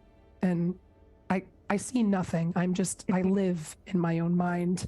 Ada, I love how self-aware you've become. Things are dawning on me, Val, if I'm being perfectly honest, and it's kind of freaking me out a little bit. And you see, like, one of the lenses of her glasses is kind of cracked from all of the jostling down in the caves, and her hair is like tufted out and just she looks absolutely fucking crazy and entirely unlike the person that you met at the beginning. And I just, if I have enough time, I can copy things. I mean, we can write down everything. Well, as much as we can. I don't really know how big these are, and I mean, it's the entire history for thousands and thousands of years. So we could write as much as we can, and that way, if these are confiscated or found or something, we could still have notes. I've been doing that for years, actually. My little library is full of stolen information. I trust that you won't tell. That was one of my big secrets. Such a rebel. Ada. Yeah. I was very curious if those were like real books or just like, oh, this is just my mind palace. A little bit of both. I have diligently copied notes from most of the things that I've seen. Information and knowledge is power, you see. So yeah, that's what I do. But maybe we could do that here and then hand some things over and see if it works, I guess. Sounds like we have 2 avenues before us, and maybe we vote on them if we can't come to a consensus, but go back and live our lives and try to get the word out about all of this and see what comes of it. Or we could, and he'll look over at the Dune Raker, Zeta Sensei, take this and run. There are places we could go. I know some places in the Carcaterran Desert where they won't find us. Lots of places to hide. Can't run Walsh. Does Ada have any reaction to considering her last visit to the Carcaterran Dunes? Yeah, she does. Definitely does. Walsh, I appreciate your thoughts here. First and foremost, I am not particularly fond of the Carcaterran deserts, and so I'd rather not go there if we can just not do that, please. But I think Val was right. We can't just run, because I don't know. I can't just run. The history of this place, I mean, if I'm really being honest, that's what I've done with my life. I have learned everything I can about Abrath. I love this place, and I would like to make sure that it's a place worth loving, if that makes sense. So it's tempting to hop on the Dune Raker and just get out, but I have to stay. I won't fault you if you go, though. They have my family, Walsh. I can't leave my grandmother. I haven't seen my partner in 3 weeks. So I can't run. I actually can't run this time. Well, that's decided then. Sounds like. I'm not particularly eager to go back to the dunes myself. I don't have anything important, but thanks for asking. I mean, you made some vague references to your very important paperwork, but that's about it, so. Yeah, okay. Okay. So I think we should keep the Rolodex, or the catalog of information. That we should keep. Are we agreed on that? Give them the lock and not the key. Yeah. I feel like that's the most dangerous piece. I'll take one to square up stuff with Hadric and hopefully my family. But that's all I need. There's 3 left.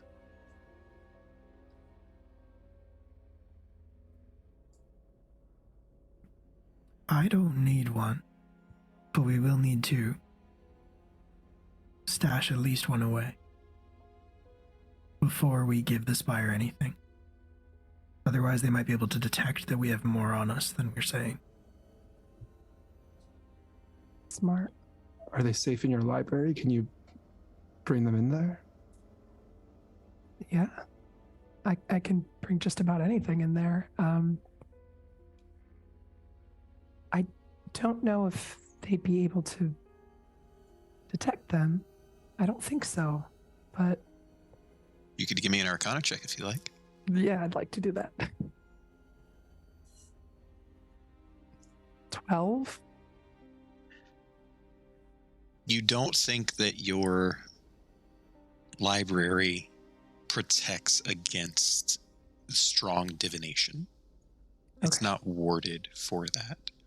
It probably protects against simple divination, Sure. but there's always a stronger spell. I think that for transportation purposes, they could be fairly safe there, but when we get close to the spires, I mean, there are people far smarter than we are, and they can do quite a lot of magic. So it might be best, Walsh, like you said, to hide them away. Yeah. You hide one in the key. That leaves one for Val. 2 for the spire. Yeah. Reeves, you know the desert really well. Do you know any hiding spots? I'm sure I can come up with a couple closer to the cities, between cities and things. I can keep us alive while we try to find something, definitely. Yeah, I think it's safe to say that given Reeves' line of work, at the very least, he'd be able to find a temporary location that you could use as a safe space. But just in the interest of time, I think, as you guys settle down for an evening's rest, contemplating all of these heavy decisions, and start to prepare yourselves for your departure, because ostensibly you are returning to Bay 12 in the Spire that you set out from, we're going to take a few minutes and have a break. And when we will come back, our intrepid group of adventurers will start on their way once again to returning what they have found to the spires, and maybe secreting some of it away for themselves. We're going to take a 5-minute break. We shall see you guys all here in just a little bit. Bye.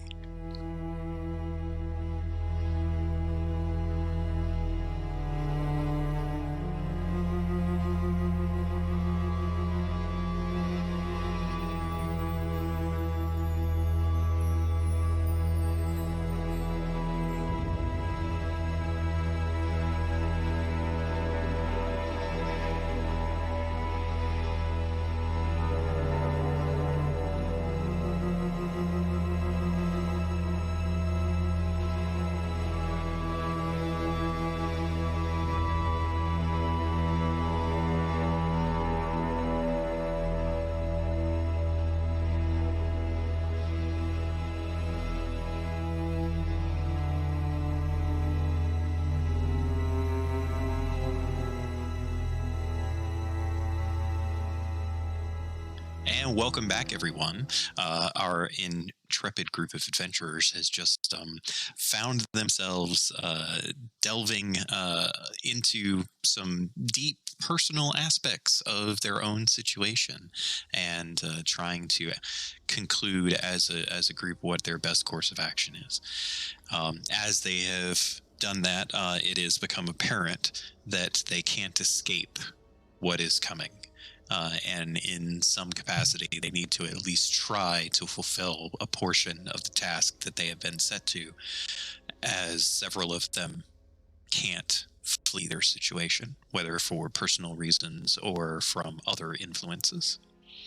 As they finish their rest and set out once again on the sands headed towards the Spire of Prienis, invariably making their destination to Bay 12 that they had originally set out from when they all came together.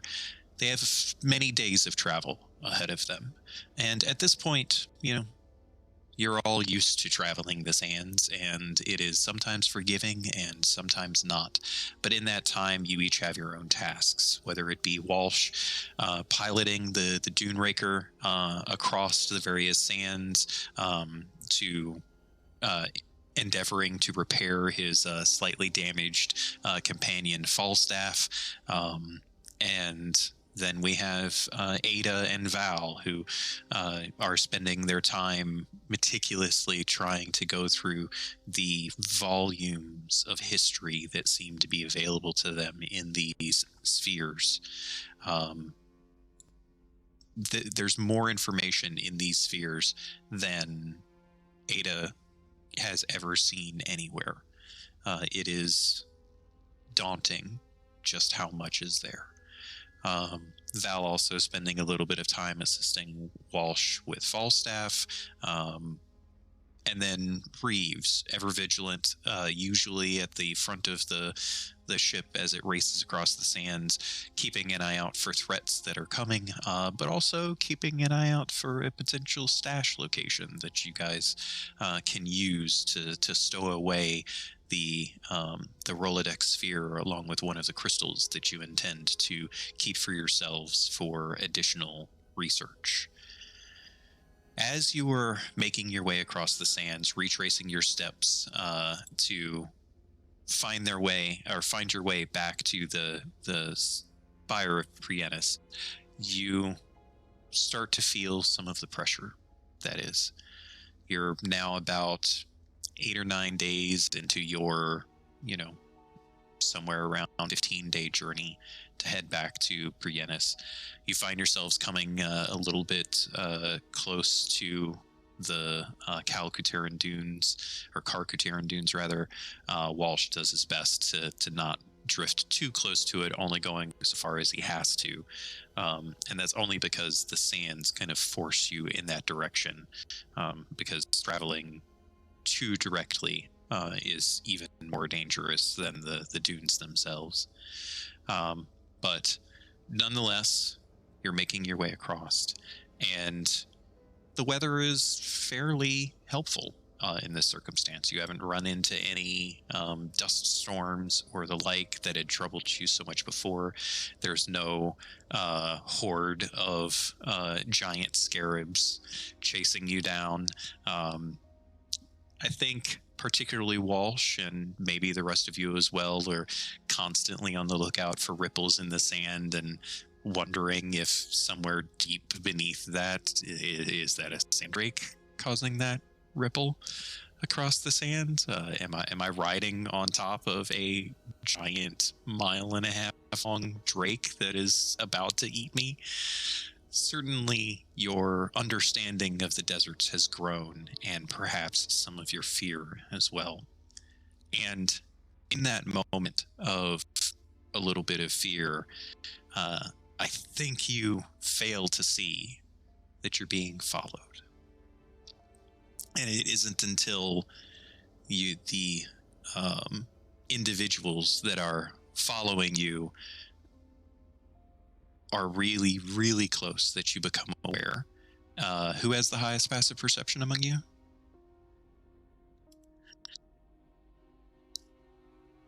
I have a 17. Oh, yeah. 17 as well. Just a 13. It is not Walsh. Fair enough.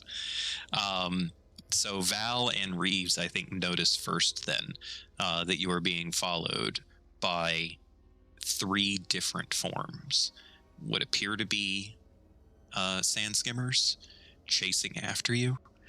Seem too definitively on your path to be coincidence. And Val, with the experience that they have, probably is able to ascertain that it's likely pirates on your tail. As Val points this out, the rest of you kind of catch sight of it. Walsh, you recognize the all too familiar formation, and you immediately notice that the center skimmer is significantly larger than the other skimmers. Maybe even almost as large as the Dune Raker. And if you can see the 2 skimmers off to the side, there's probably 2 more just behind those, masking their sight in the wake of the sands. As you kick the Raker into as much speed as you can possibly muster to hopefully try to get away, you all come to the conclusion very quickly that these sand skimmers are faster than the Dune Raker. The Dune Raker sacrifices a little bit of speed and mobility to make up for that in the fact that it can carry so many people compared to other sand skimmers, and the ones that are behind you are built for speed and the chase. Walsh very quickly understands that you're going to be overtaken, and as he makes that understanding, all of a sudden the Dune Raker, the engines on it just cut out, and Ada, you are able to, in close proximity to the back, realize that magic has just been wrought upon the arcanic engine that operates the Duneraker itself. Some kind of a dispellation or something similar to that, as for a brief moment, Ada even feels a loss of connection to magic for a brief moment.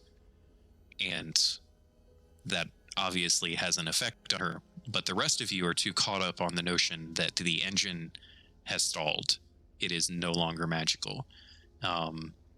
Walsh probably is doing everything he can, I imagine, to get the engine restarted, but very quickly he realizes that it's not going to restart, and he has to try to control the stop that is about to happen, because if he doesn't do it quickly enough, you're going to crash. So I need a piloting check from Walsh, please. Love to.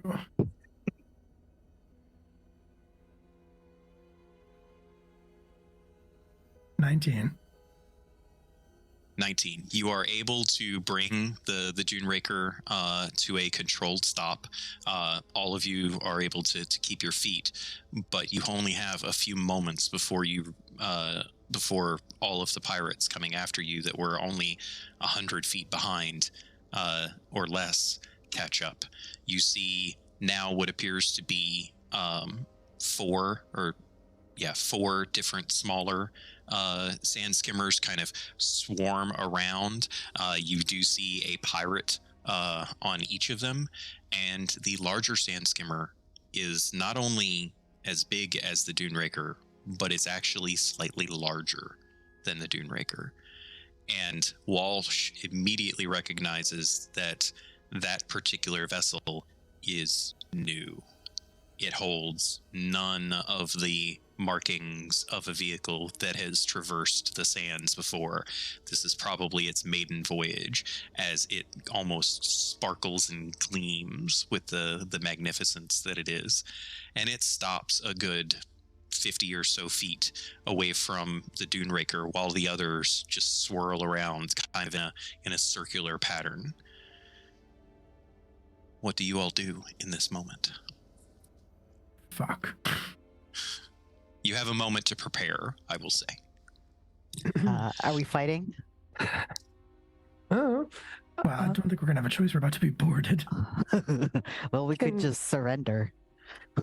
can Ada try to just like see if she can do any basic magic, like just like a Oh yeah, mage hand? the loss of connection Okay. was momentary. Okay, great. Yes. That's helpful.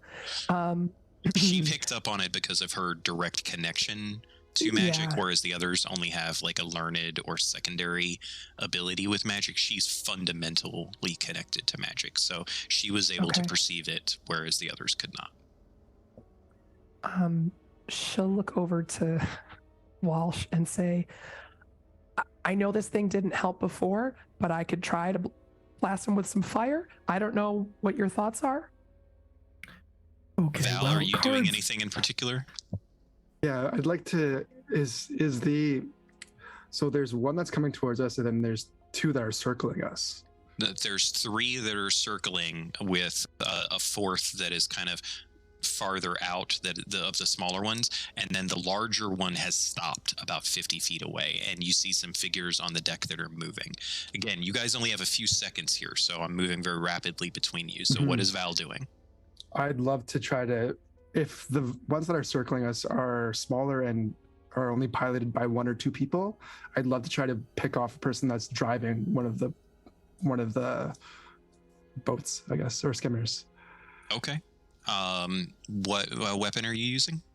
I'm going to aim and shoot with my bow. What's the range on your bow? Ooh, 80 to 320 Okay, feet. sure. I'll give you a shot at one. Reeves, I are can you use my doing anything in longbow, too. particular? I just put some goldfish in my mouth. If I get the vibe from us that we might be fighting, it takes me a couple minutes to put on acidic blade oil, but that's what I would want to do. It takes minutes to apply it? I thought it was It around. takes a minute per thing. So if Oh. I have like two side, well, technically I only really use the one, but it'd take a whole minute to put on.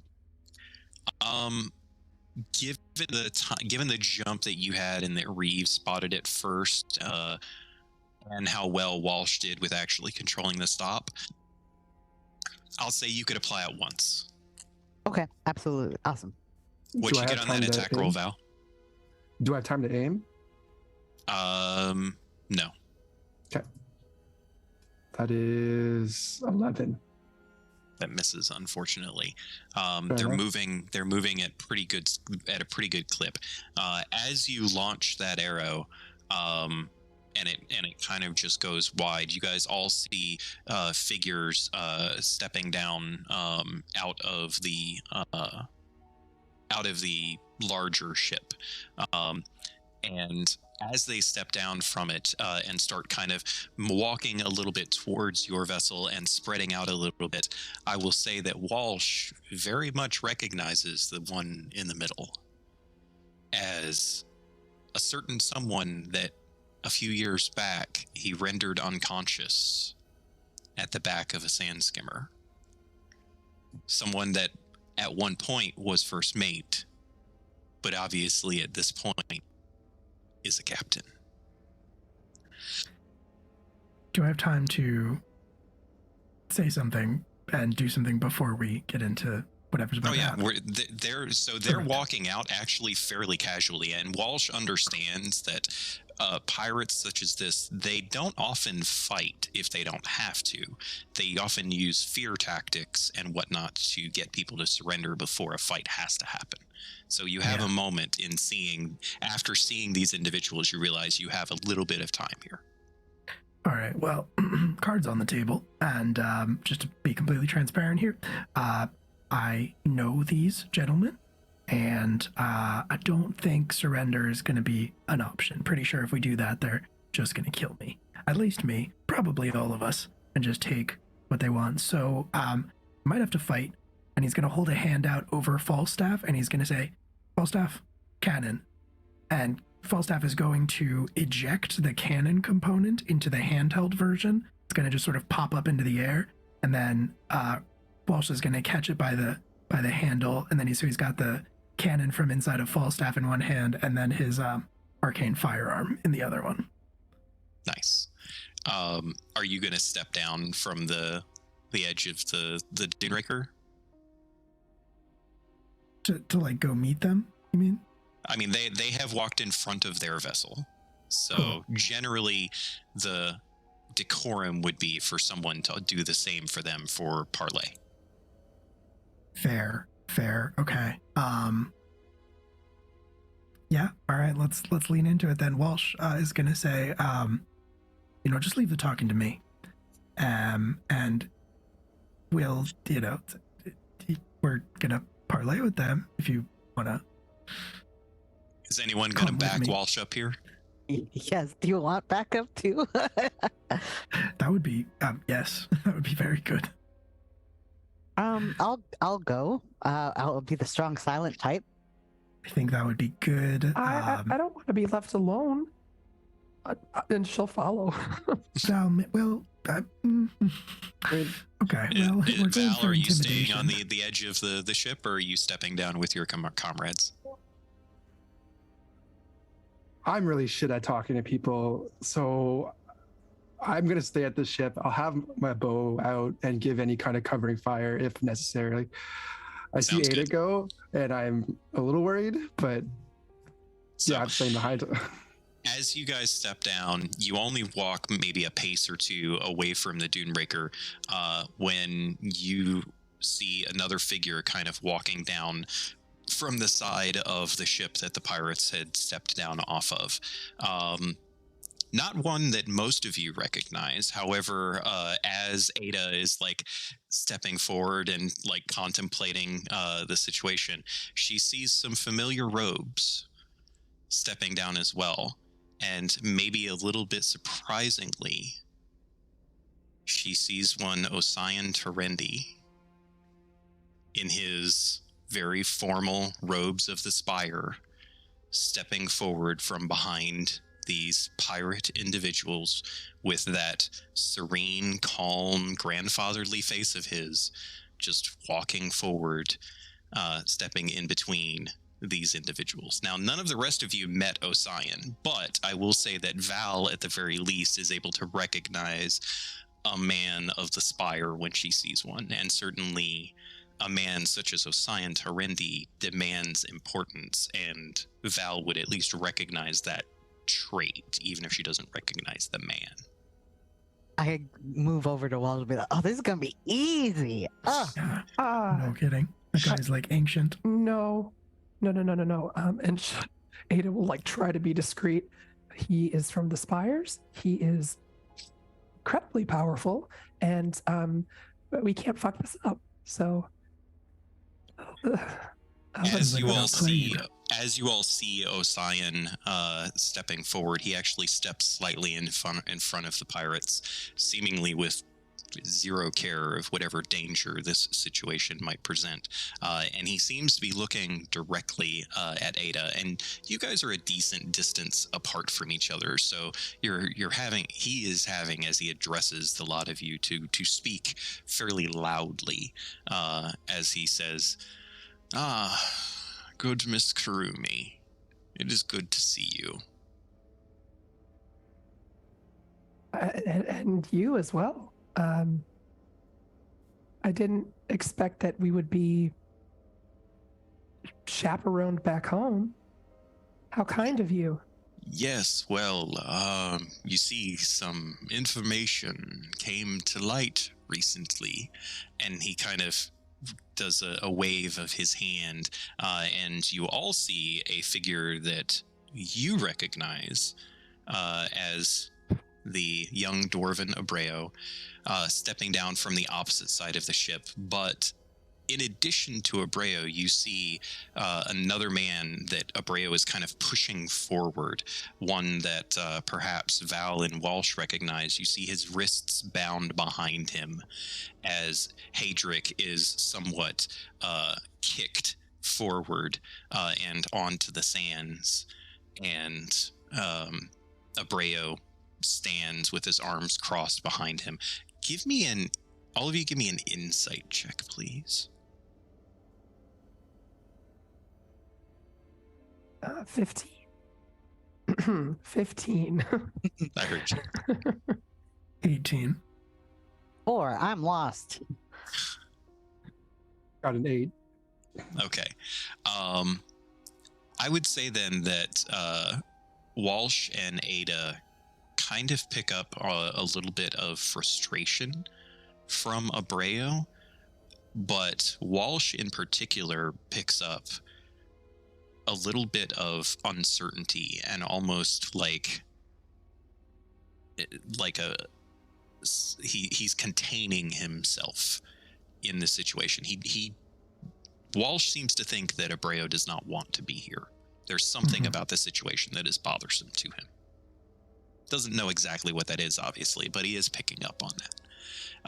And as poor Mr. Bound Hadric is kicked forward, the older Osian turns and kind of gestures his hand towards the man down on the ground, and then looks up at each of you, and then concentrates a little bit of his gaze upon Val as he says, "Well, we came to understand that one among you was perhaps being convinced to not fulfill the duties at hand and posed a significant danger to the entire endeavor that we have paid so much to have succeed."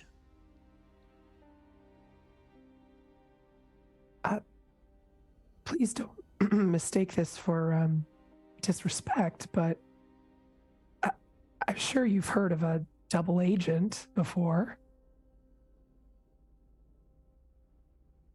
I can assure you that our plan was to provide you with everything that we found. And I think you're going to be very, very happy with what we were able to uncover. Roll a deception check, please.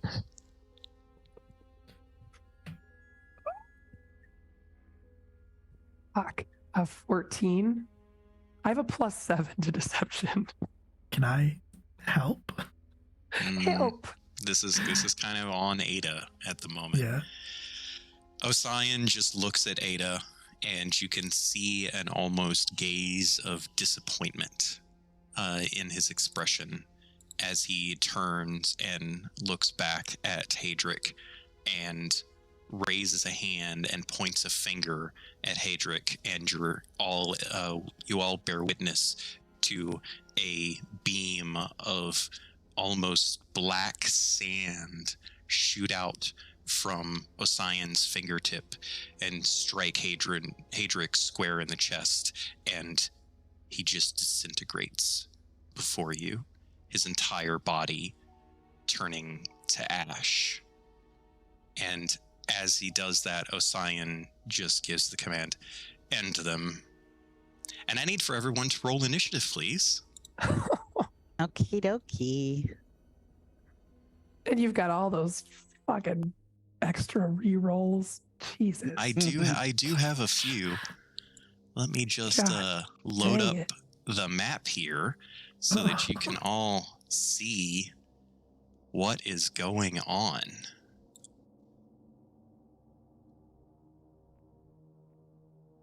Oh, wow. That's a lot. So each of the pirate figures that has the large mask and the kind of beanie top hat sort of ponytail thing, and for just our purposes, they are generic pirates, right? This one here in the center is the one that Walsh knows to be the former first officer, now captain, and you can safely assume that this one over here is the new first mate, the one that is labeled as such. All right, so what did everyone get for their initiatives, please? 7. 9. 6. 22. Ooh, no. At It's gonna be least fine. did well. Val, you said you got a 9? All right, so I think it's fairly safe to say that everyone understands that combat is taking place as someone was just told to kill all of you.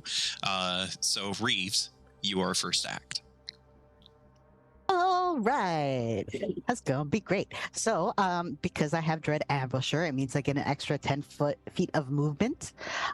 So I am going to move myself right up next to this pirate here. Okay. I am going to just take a swing with my sickles. Go for it. That is 12.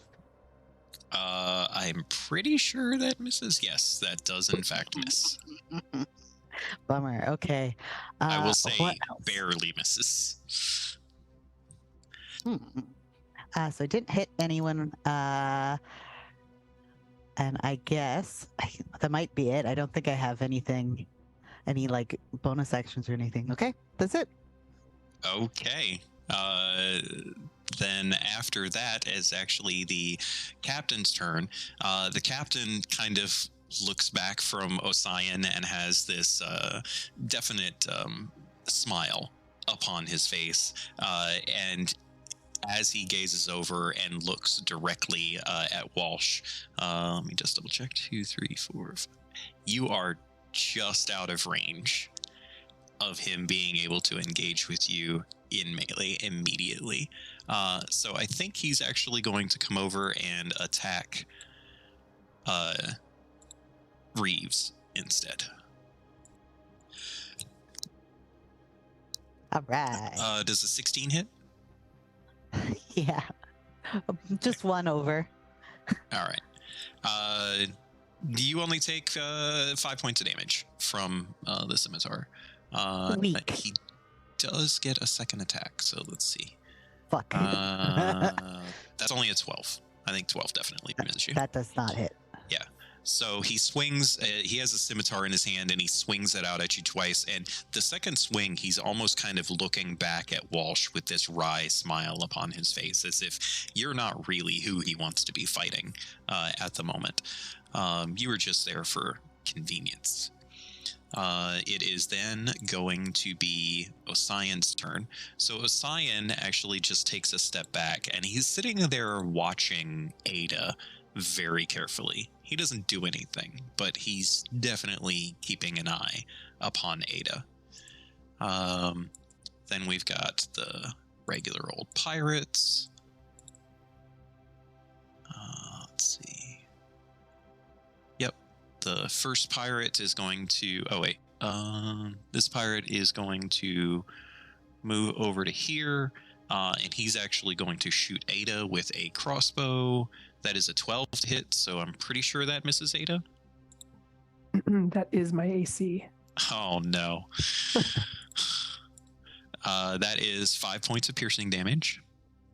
Okay. How far is he away from me? 1, 2, 3, 4, 5, 6, 7, 8, 45-ish feet. I would like to, as a reaction, cast Hellish Rebuke against him.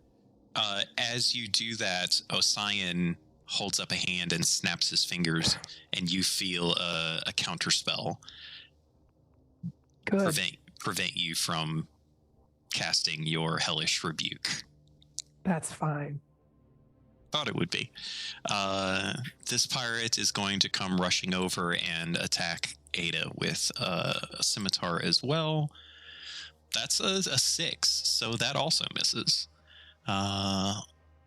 This one steps forward a little bit and shoots at Ada. It's almost as if they were given a knowledge that Ada might be the dangerous one. That's 21 to hit. Yeah, that's going to do it.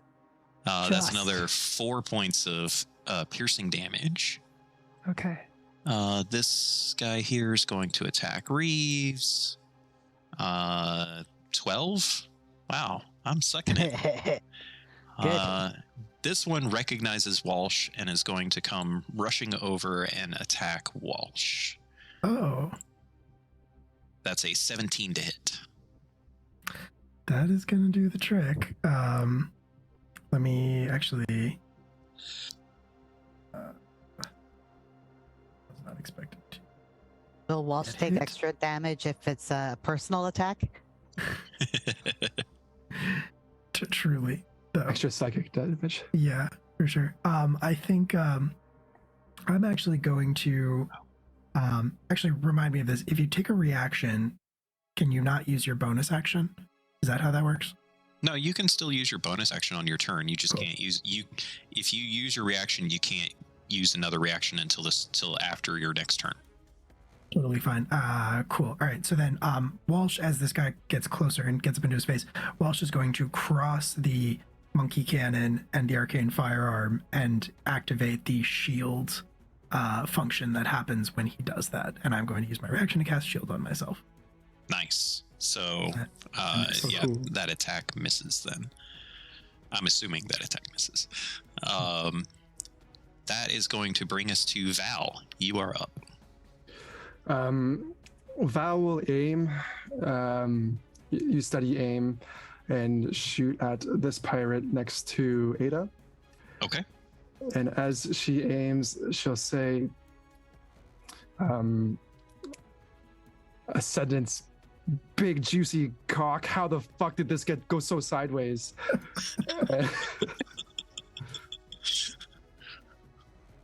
Oh no. 16 hit? 16 does hit.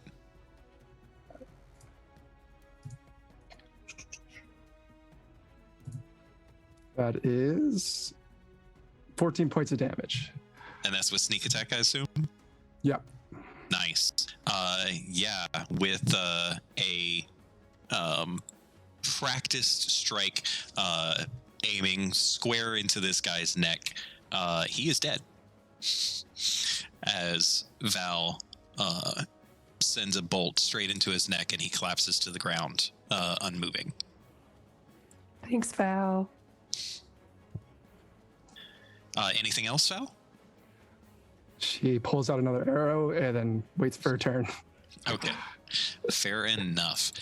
We are now at the new first mate. He unfortunately does not have a ranged weapon. He only has a longsword, so he can't engage with anybody this turn. 1, 2, 3, 4. 1, 2, 3. So he does come rushing up and engage with Ada, but he cannot take a turn or cannot attack. That brings us to Walsh. Walsh, I think would like to. You'll have to remind me how this works. But can I take a quick step away from this guy and not like get attacked No. when I cast? If you step away from him, you will provoke an opportunity attack. You do. Got it. Wait, no. Does shield last until the? I think shield lasts until the start of your next turn, right? Yes. Okay, so you do not have shield anymore. True. Okay. Well, then the first thing, I'm going to start with the bonus action, I think, and try to just hit this guy with the arcane cannon, which is not a spell. And hopefully that will take him out so that I can then use my magic. Okay, if you do attack, this is a ranged attack, so it will be at disadvantaged on him in melee, unless you have a feat that tells you otherwise. That's fair. I do have a feat for shooting things, but I need to make sure that it is. Nope. Wrong feat. That is totally fair. Okay. All right. Then what I'm going to have to do, and this is totally fine, is I'm going to spend my bonus action. Instead of doing that, I am going to spend my bonus action to cast what is it called? Sorry. Kinetic Jaunt on myself. Okay. Nice. And basically, I think what that looks like is Walsh kind of reaches into one of the many deep pockets of his coat, and he pulls out this sort of orb that is vibrating with this like contained energy, and just kind of smashes it onto his own chest. And the like dust kind of suffuses him, and he kind of also starts to vibrate in place. So I get extra movement, and I don't provoke opportunity attacks. And There you so go. I am going to move away from this sand pirate. Not super far, I think, just like back to here. I still want to be in the regular field. And I am then going to use my action to cast Scorching Ray. Okay. And I would like to send one bolt at the mate, one bolt at Sand Pirate 4, and one at Sand Pirate Captain, since they are all within range. Go for it. Very cool. Which one are you rolling against first? Let's do 4. Let's do Okay. Sand Pirate 4.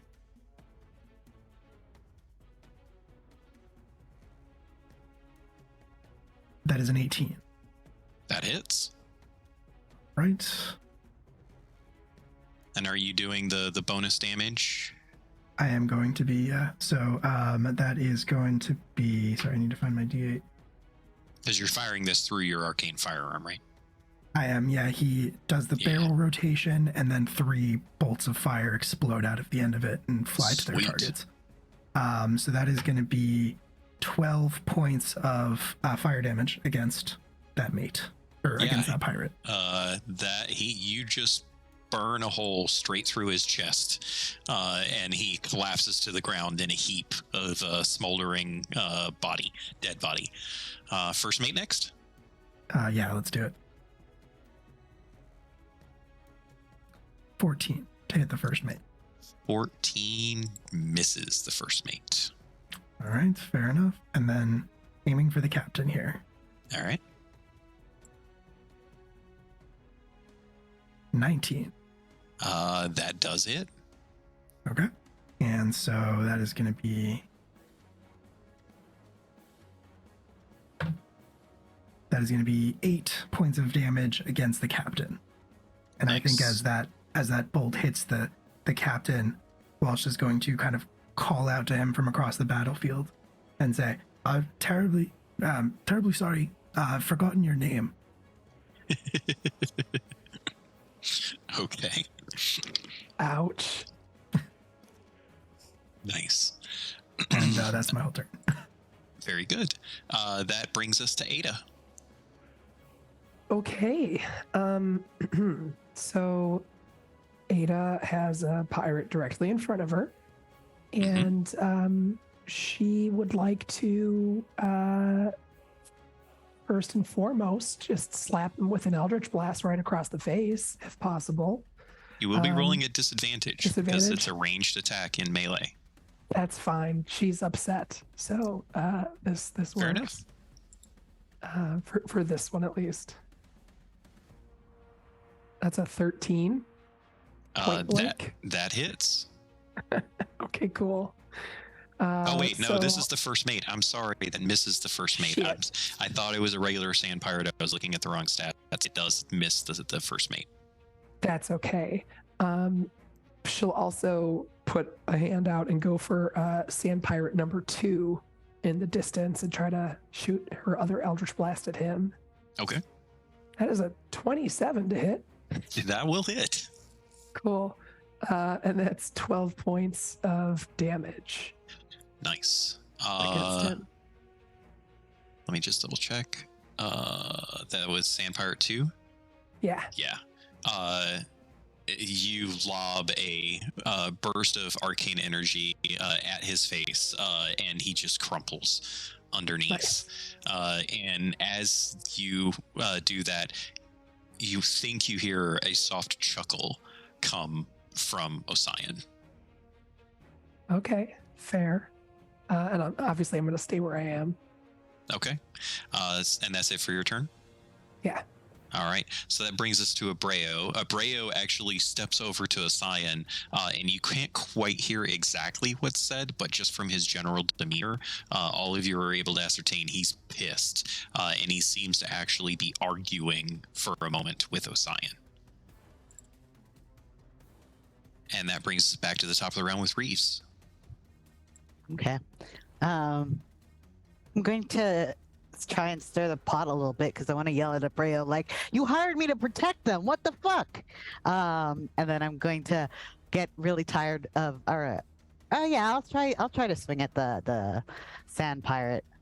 I'm gonna cast Zephyr Strike, however, so hopefully I'll hit. Find out. All right, That is 22 to hit. that does hit. All right, so that is 1d8 from Zephyr Strike, and actually, that would have given me Zephyr Strike. I think gives me advantage. Right? Yeah.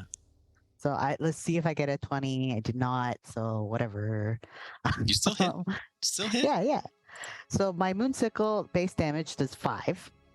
And then because I had advantage, I get sneak attack, and I also get the 1d8 from Zephyr Strike. Add it up. Which is force. So that's 7 altogether. And then 3 acidic damage. Okay, so that's a total of 15. I think so. Something like that. Yeah, he did. Good, great. I turn to the captain. You're next. Flash of blade bursting with arcane energy, acid rolling across his face. He has no idea how to react, and before he even realizes that he's just lifeless at your feet. As you drop, the pirate, the captain, kind of looks at you in a bit of surprise and seems to be ignoring Walsh for the moment as he realizes that you are much more of a threat than he originally thought you might be, and he is going to attack you. Let's see. That is going to be... Wow, I rolled a 2 for a... Yeah, that's going to miss. But he does have a second attack. That's nice. 13, which also misses. Yeah. No wonder you left these guys, Walsh. These pirates suck.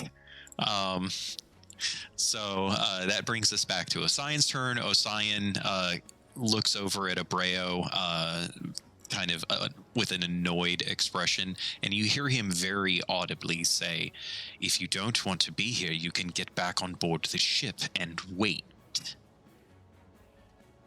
And Abreo's just kind of shocked there for a moment with that response. And Osian turns to look back. He's actually going to look at Val, and I need for Val to make a wisdom saving throw, please, as he begins to cast a spell.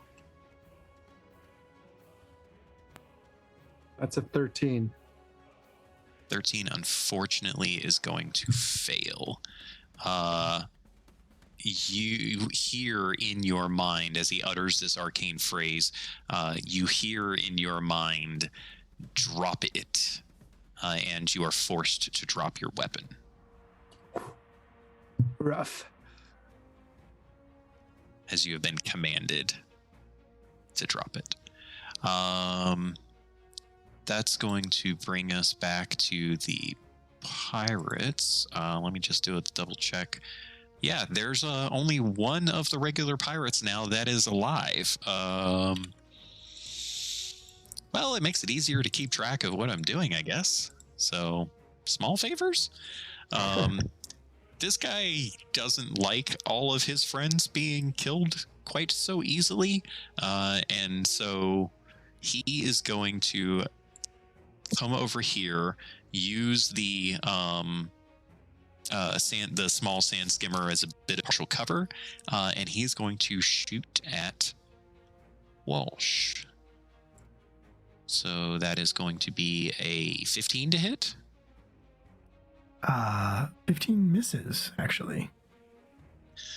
You know what? I've got 6 rerolls. I'm sorry. I'm using one. No, that's Yeah. fair. And I rolled worse. Okay, fine. You could keep them coming. You got 6 of them. Yeah, you Yeah, can keep- it's fine. Whatever. He misses you. It's fine. Val, you are up. You feel the effects of the command spell in your mind as you find yourself weaponless currently. Am What I would you able like to do? pick up my bow, or am I compelled to not pick it up? No, the compelling has gone away. I'll say that in this instance, you have to use your action to pick it back up, unless you have a different weapon that you wish to draw as part of your attack action. I will draw my longbow. Okay, And then. I will aim and shoot at Osian. All right, go for it. Oh, What'd you get? it's a 7. Yeah, sorry. That's unfortunately going to miss very wide. For a moment, you were distracted. You weren't quite ready with how quickly you had to prepare your longbow. Longbows are not generally a weapon that you do on the quick. And so your arrow just goes wide. I hate the longbow. Anything else? Can I drop the longbow? I mean, if you want to, sure. Absolutely, just drop that longbow. Okay. You fire and then you're like, oh, fucking just toss it to the side. I throw it over the boat. Garbage bow. All right. All right. It is now the first mate's turn. First mate is happy to keep attacking, or to finally get some attacks on to Ada. He does have 2 attacks. The first is a 19 to hit. Yeah.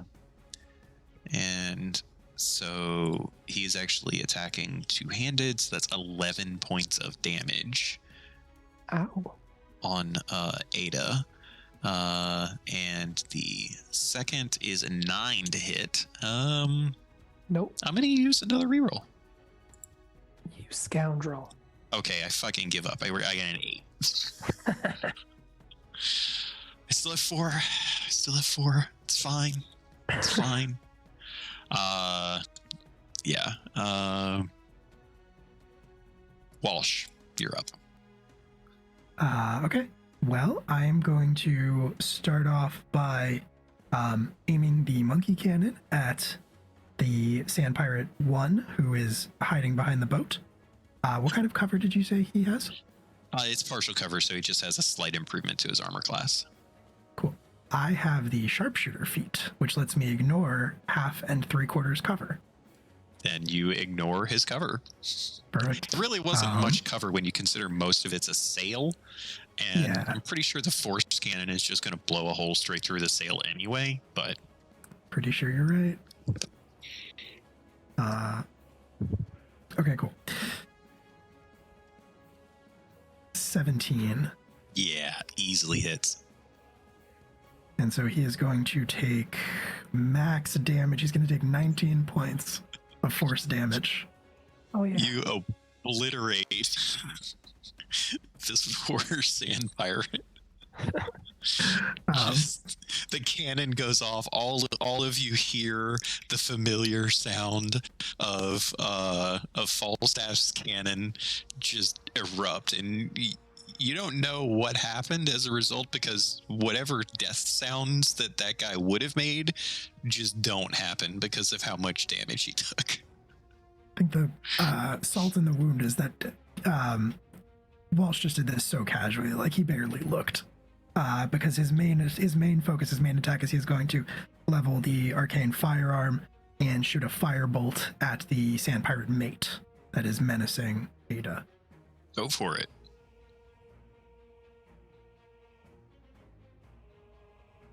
But that is only going to be an 11 to hit, so I'm pretty sure that misses.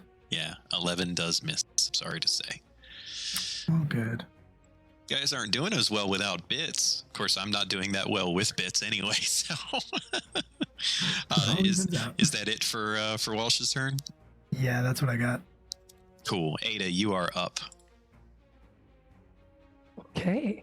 How you feeling there, by the way? You know what? I'm feeling great. I'm feeling really just fine.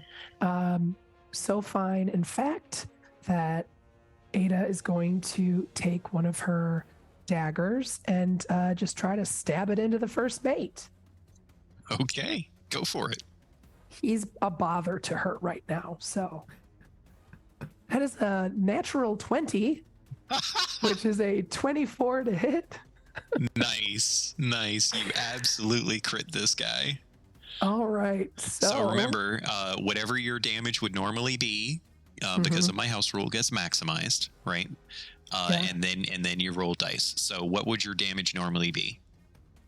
The damage for this is a D4 plus 1. Okay, so it's now going to be a D4 plus 5. Okay. So that is 11 points. Nice. Yeah. You sink your dagger into his side. He is very surprised as you bury the dagger into his side, and he's wearing this like really strange looking half animal like mask, but you see his eyes go wide in shock as he attacks you. Ada's eyes are also wide in shock. She has not done this before, that's for sure. And then I guess that is it. She's gonna just stay there still. No bonus action? I don't really have anything fun. Okay, fair enough. Yeah, so we're now back to Abreu, and he seems kind of shocked and unsure about what to do, and he takes a few steps back and looks like he is heading, like he's backing up as if to head back towards the ship, but you can see that he's unsettled with the situation. Good. And that brings us back to Reeves. I'm gonna call out again a bit. Abreu, don't be a coward. I don't know if you want me to roll for that or if it'll do anything. And then What's your intent with telling him not to be a coward? I'm telling him to come back because I shouted at him 6 seconds ago that like he hired me for this job, and now he's walking away.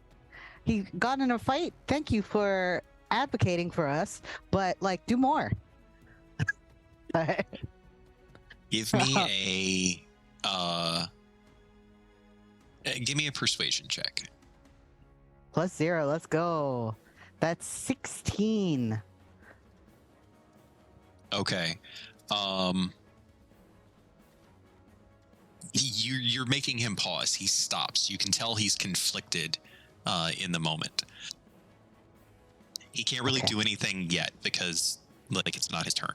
Yeah. But he's definitely conflicted about things. What would you like to do?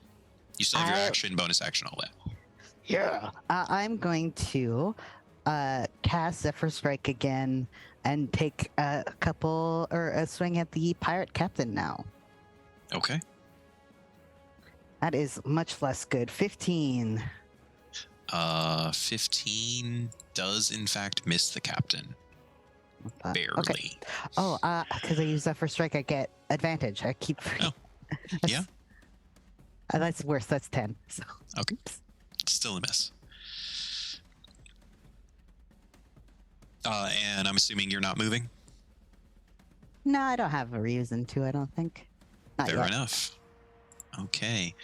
It is the captain's turn. The captain, as he like very narrowly avoids your sickle coming down upon him, and seeing so many of his pirates going down, he looks back at Osian, and you hear him say, "Are you gonna fucking do something?" And then he turns back to you, Reeves, and he attacks you with his saber twice. Cool. First attack is a 25, so yeah, that's gonna hit. No. It doesn't hit. I wish it didn't. That's 10 points of damage.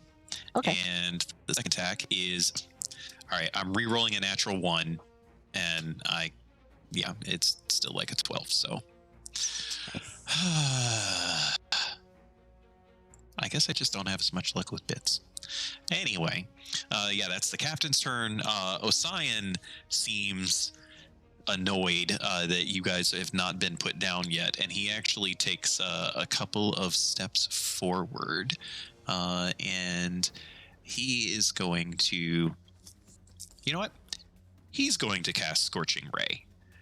He's going to lob a Scorching Ray at Falstaff, Walsh, and Val. Well, Let's see.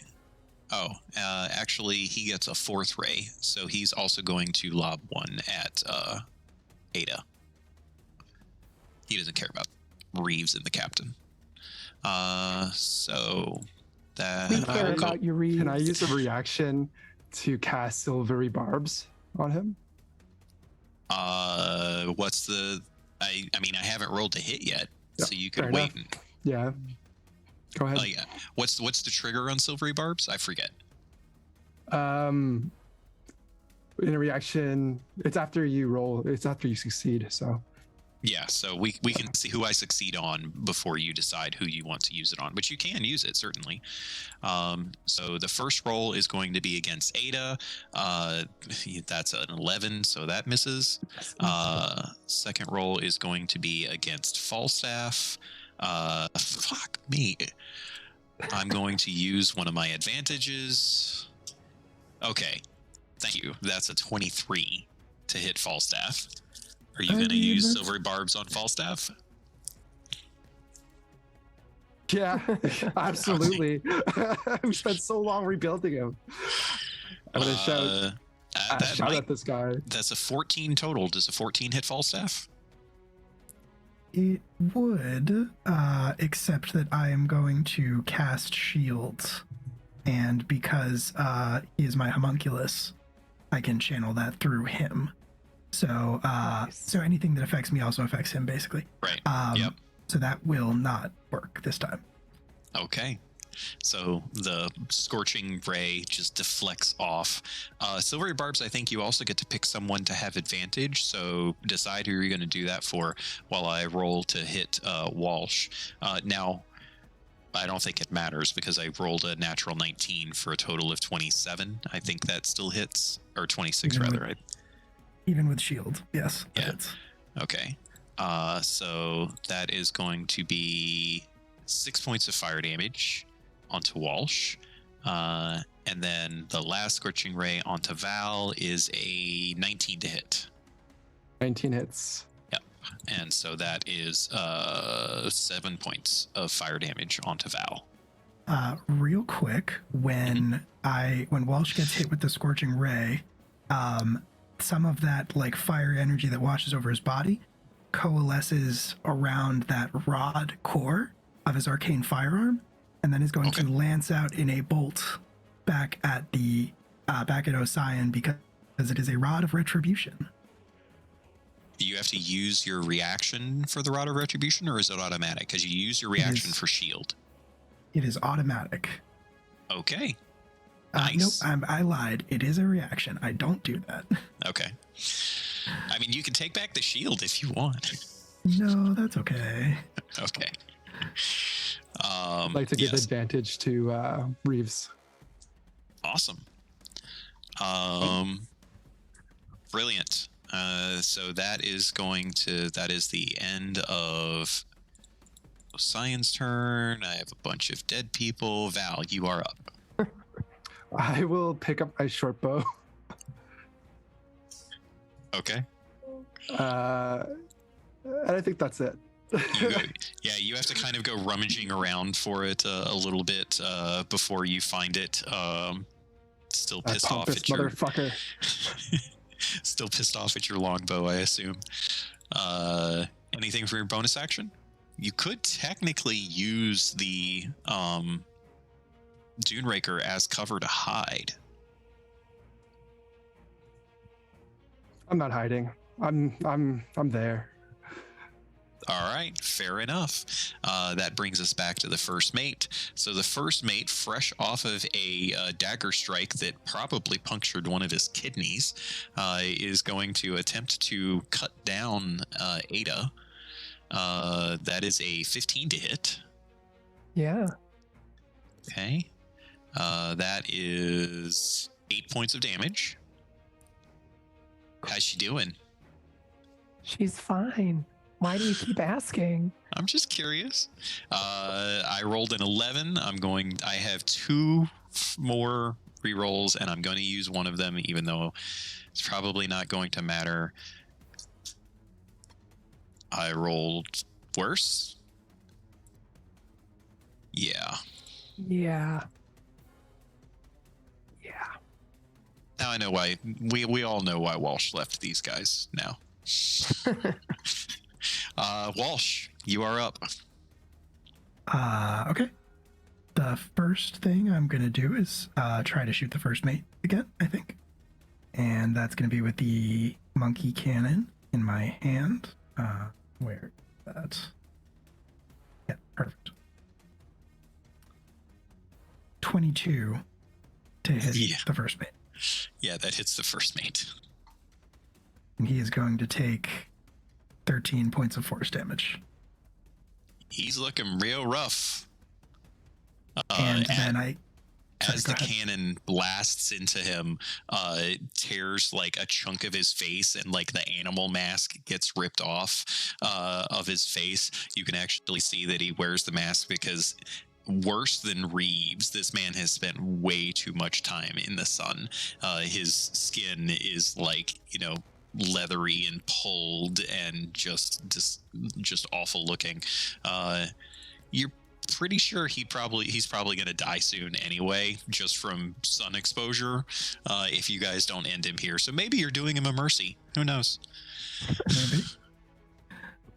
And then for my main action, I am going to, Walsh is going to yell, Falstaff, bring the thunder.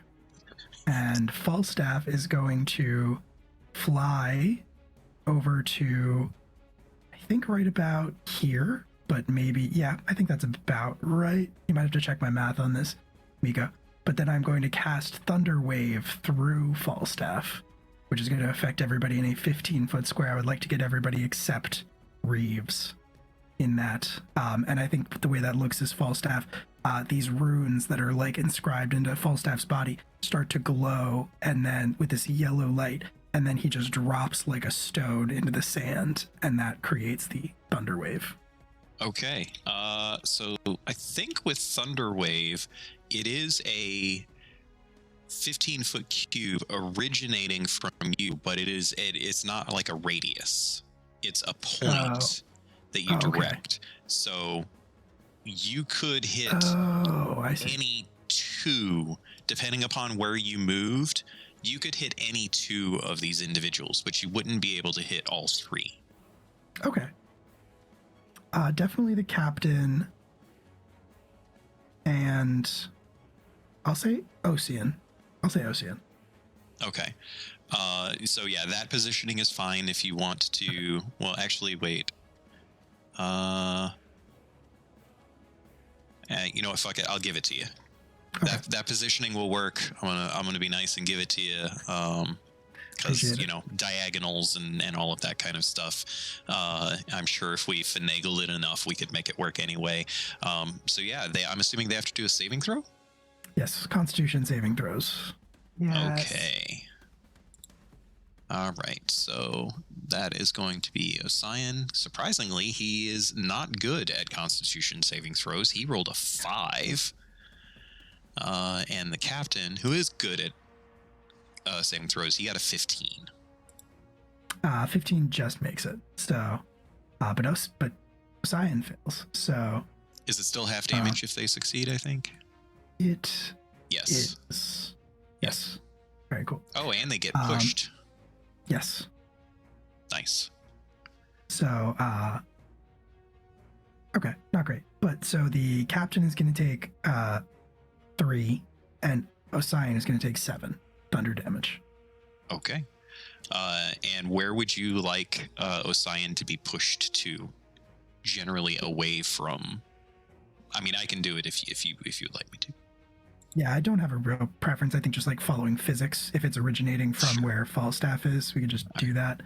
And I'll tell you what. I'll even be a benevolent GM, and I will say that he has to make a acrobatics check to say standing, which he got a 12. So he's actually surprisingly spry on his feet as he gets thrust into the body of this sand pirate.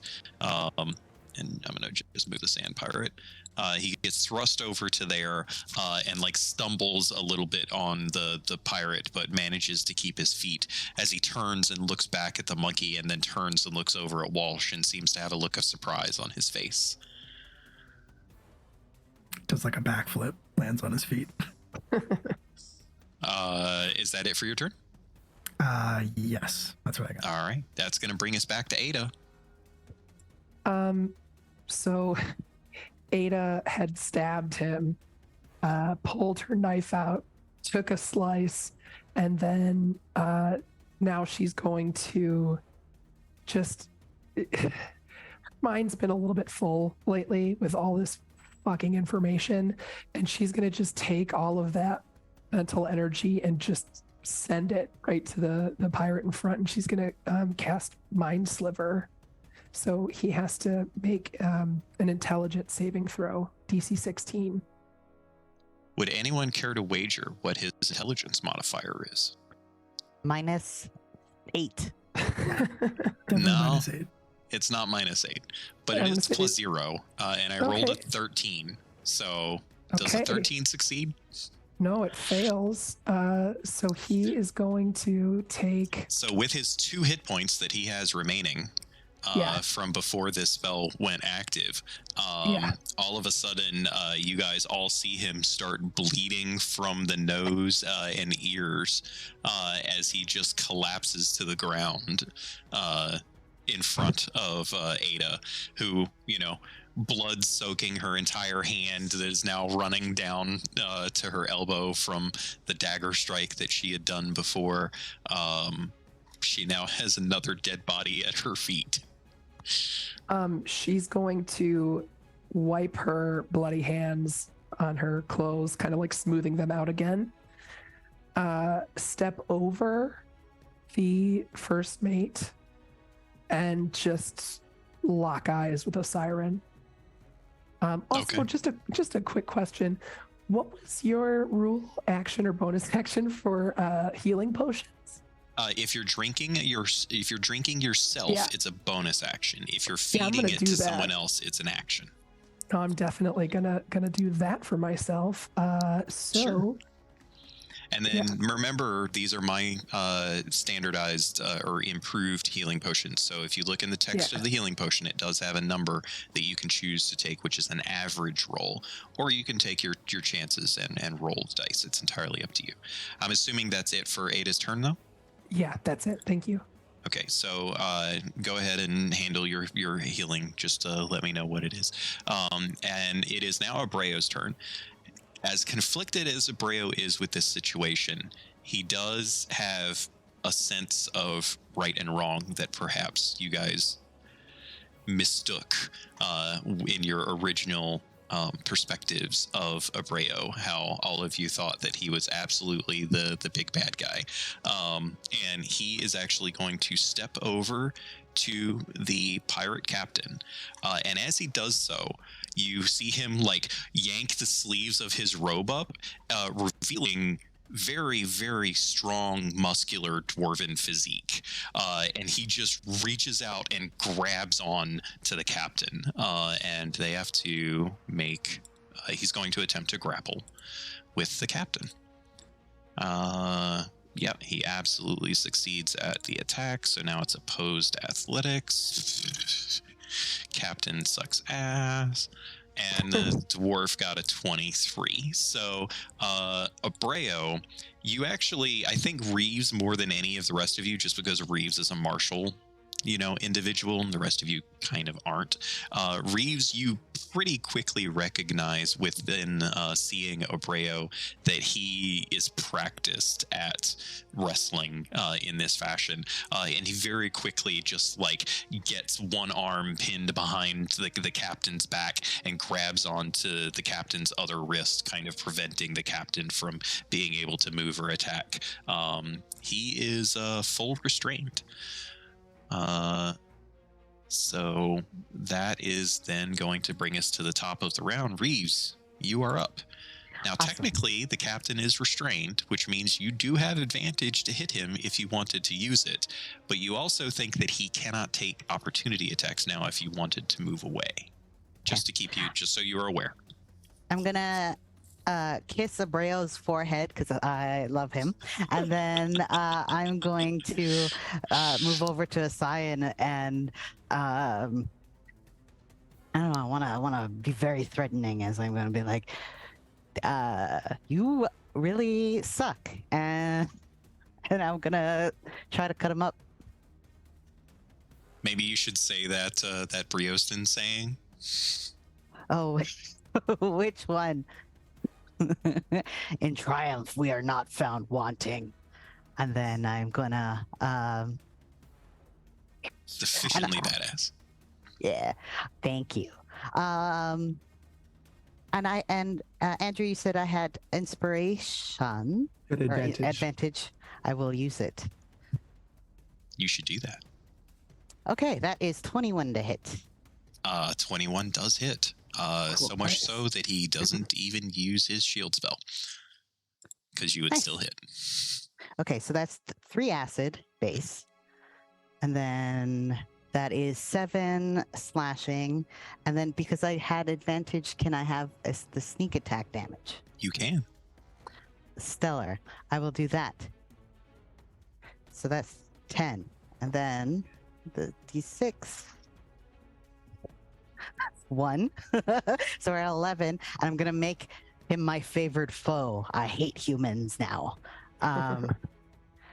And so when you mark it, you increase that damage you do to it by 1d4. So I'm going to do another d4 of damage. Okay.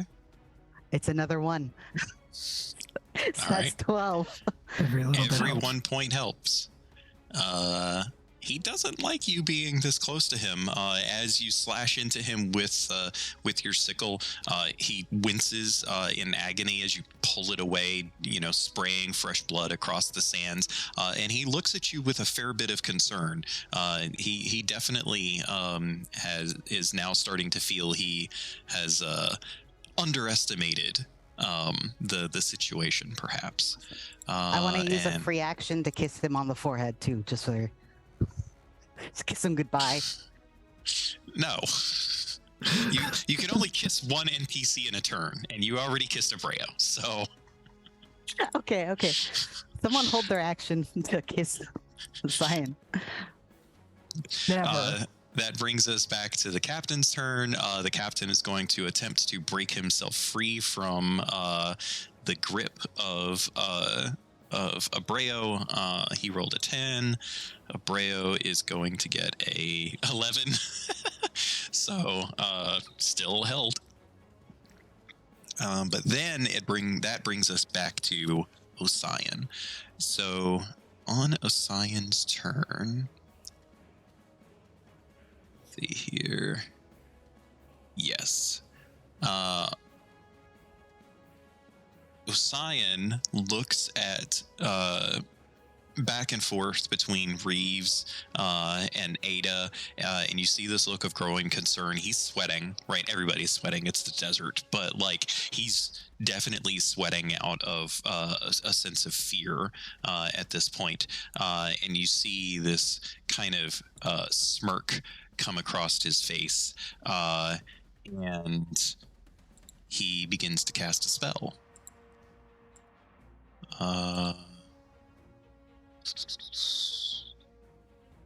Ada can't do anything to counterspell that or anything, so yeah, you see a shimmer of arcane energy kind of wash over him, and his slightly feared expression turns to a smirk.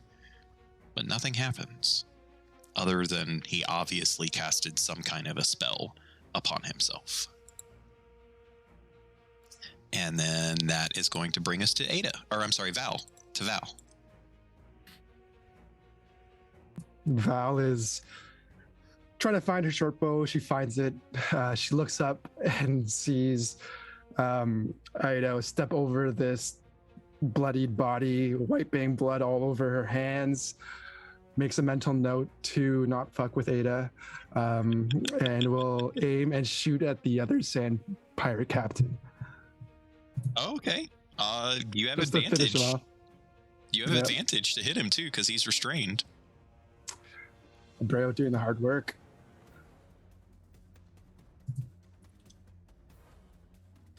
That is 23 to hit. Yeah, that hits. That is 5 plus 14, so 19 points of damage. Nice.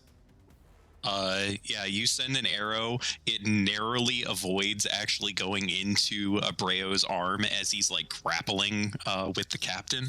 And like Abreu tucks his head out to the side and looks over at Val with this like expression of "What the fuck, man?" Val winks, blows him a kiss. Okay. Is that it? Are you done?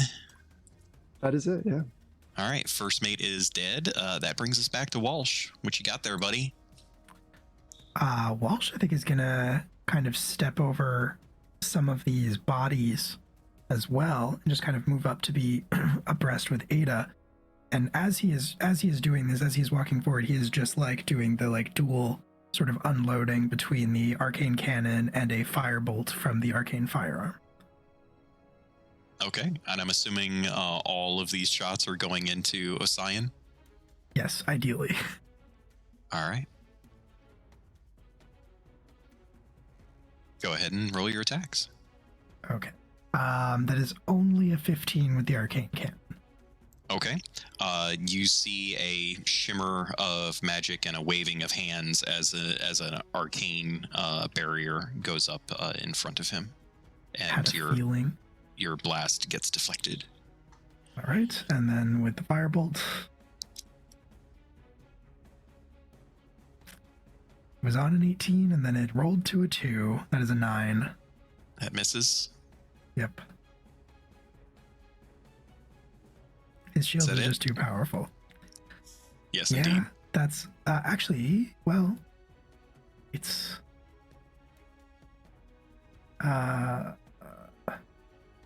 okay. So Falstaff has an attack. Okay. Can he do it? Like, do I have to? I'm not sure how Sure. that works in the relation to turn economy. Okay. Yeah, just do it. All right. Awesome. I'll let you do it. Well, perfect. Falstaff levels his monkey hands at Osian's back, and they shoot off as rocket fists. Love it. Amazing. They're tiny little rocket fists. Probably not going to hit, but we'll see. Never know. That's a 17 to hit. Okay. Yeah, so the rocket fists do in fact go through the arcane shield and hit or look like they're about to hit Osian, but then they just travel through Osian, and he disappears from view, and you don't see him anymore.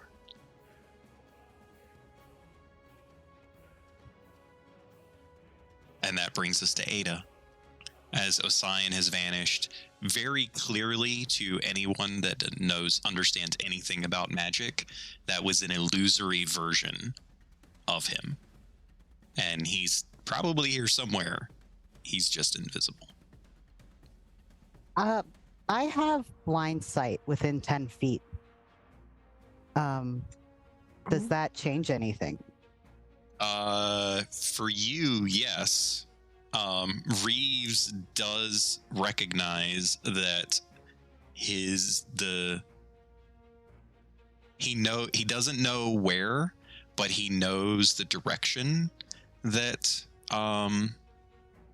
that's interesting. We might have to retcon this actually, because he moved out of Reeves' threatened area.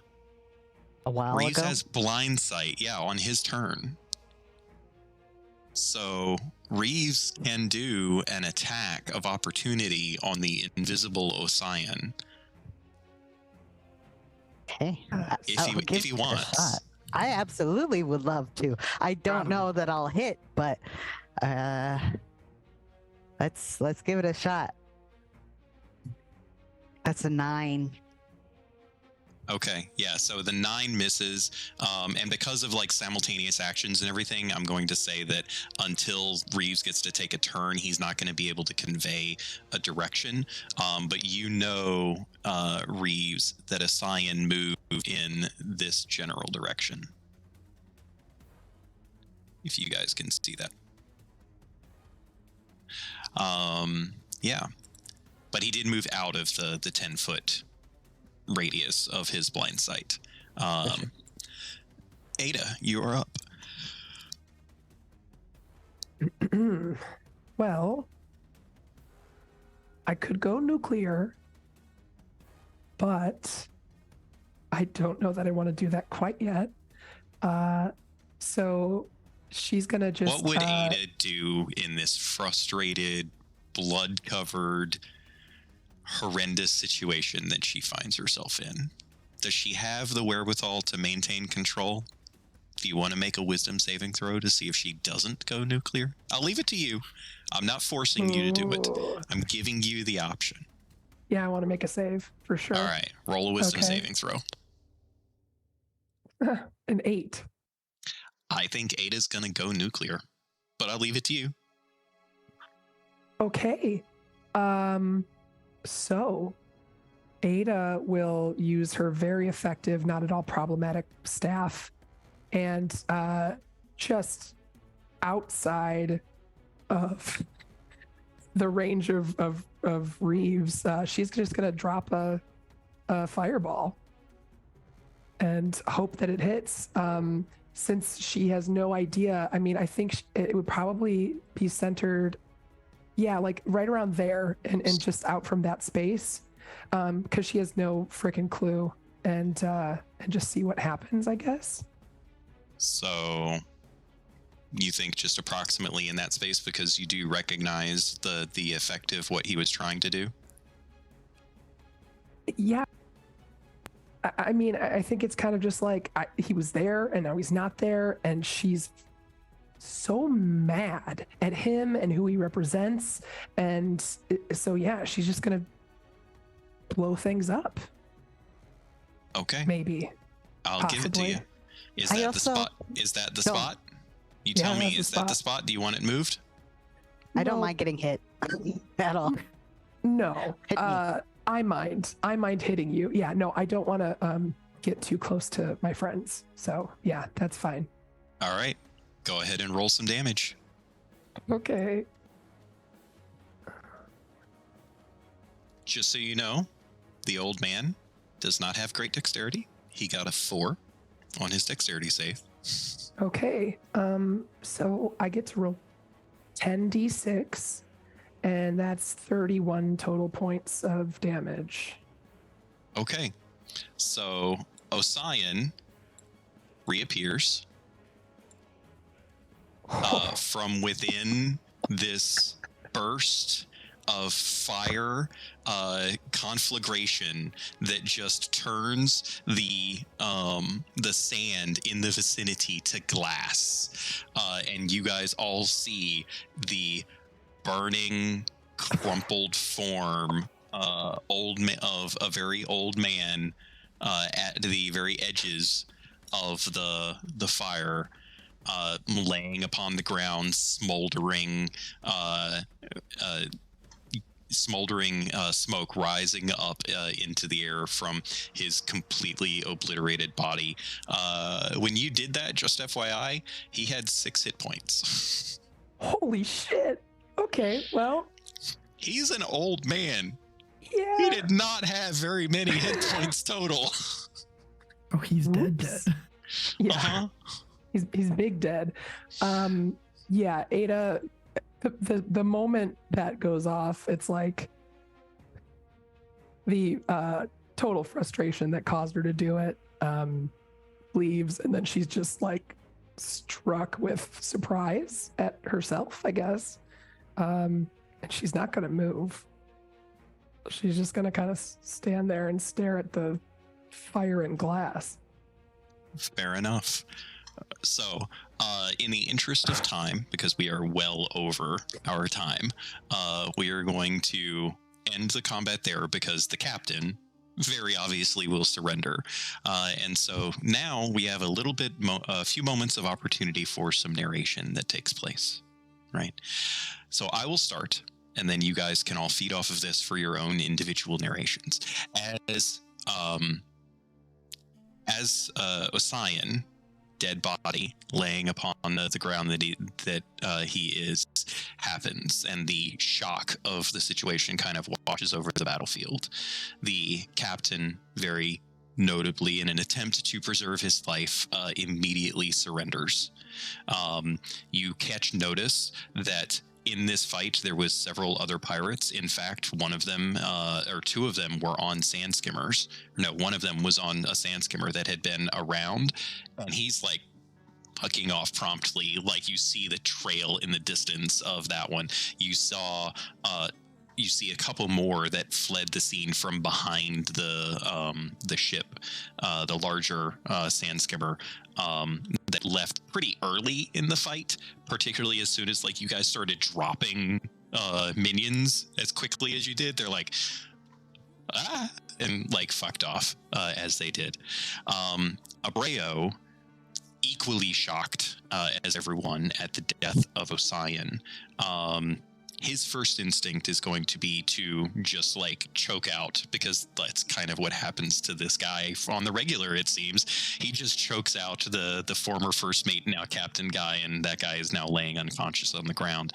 And in the discussions that take place immediately after this situation, he pulls Ada aside and starts to kind of babble a little bit, seemingly a little bit flustered as to the situation, and infers to her that Osian seems to have been completely off the reservation when it comes to the spires and the orders of things, and he intends to open a full inquiry into the circumstance. He will, of course, put it to the spires and commission an independent review, as he is very close to the situation. But he tells Ada this because he wants to make sure that she understands that she has an opportunity here. If she does not want to be part of that investigation, she needs to leave. And he is willing to allow that to happen. because he feels just as bamboozled by the circumstance as perhaps Ada did. But we will get to Ada's response to that in a moment. As you all bear witness to these circumstances, realizing Val isn't sure about her debt situation, but at the very least, the death of Hadric means that her partner and grandmother are safe for the moment. At least she has some time anyway to figure that out. Reeves, oh wow, how did everyone's cameras end up in the weird positions that they did? All of a sudden, everybody's cameras are backwards. Yeah, I don't know. I noticed that, but I don't know what did it. I don't know.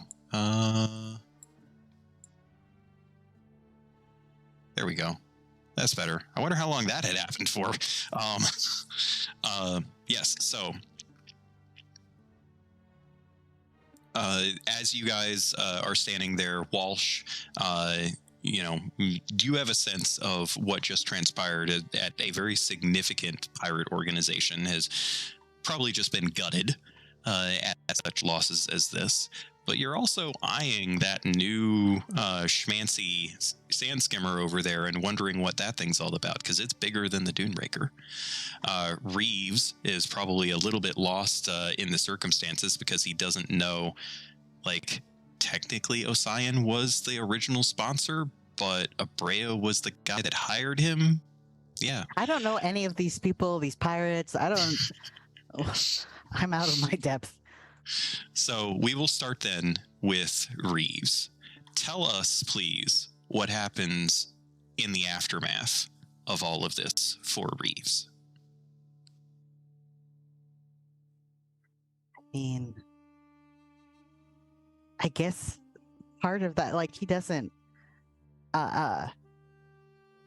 he doesn't have much else going on. I mean, if I guess it would partially be if if our ideas or our plans are still on, because if we all decide to stay where we are and pay off our debts or whatever, I think he'll just continue kind of doing what he was doing. But now I guess he has citizenship.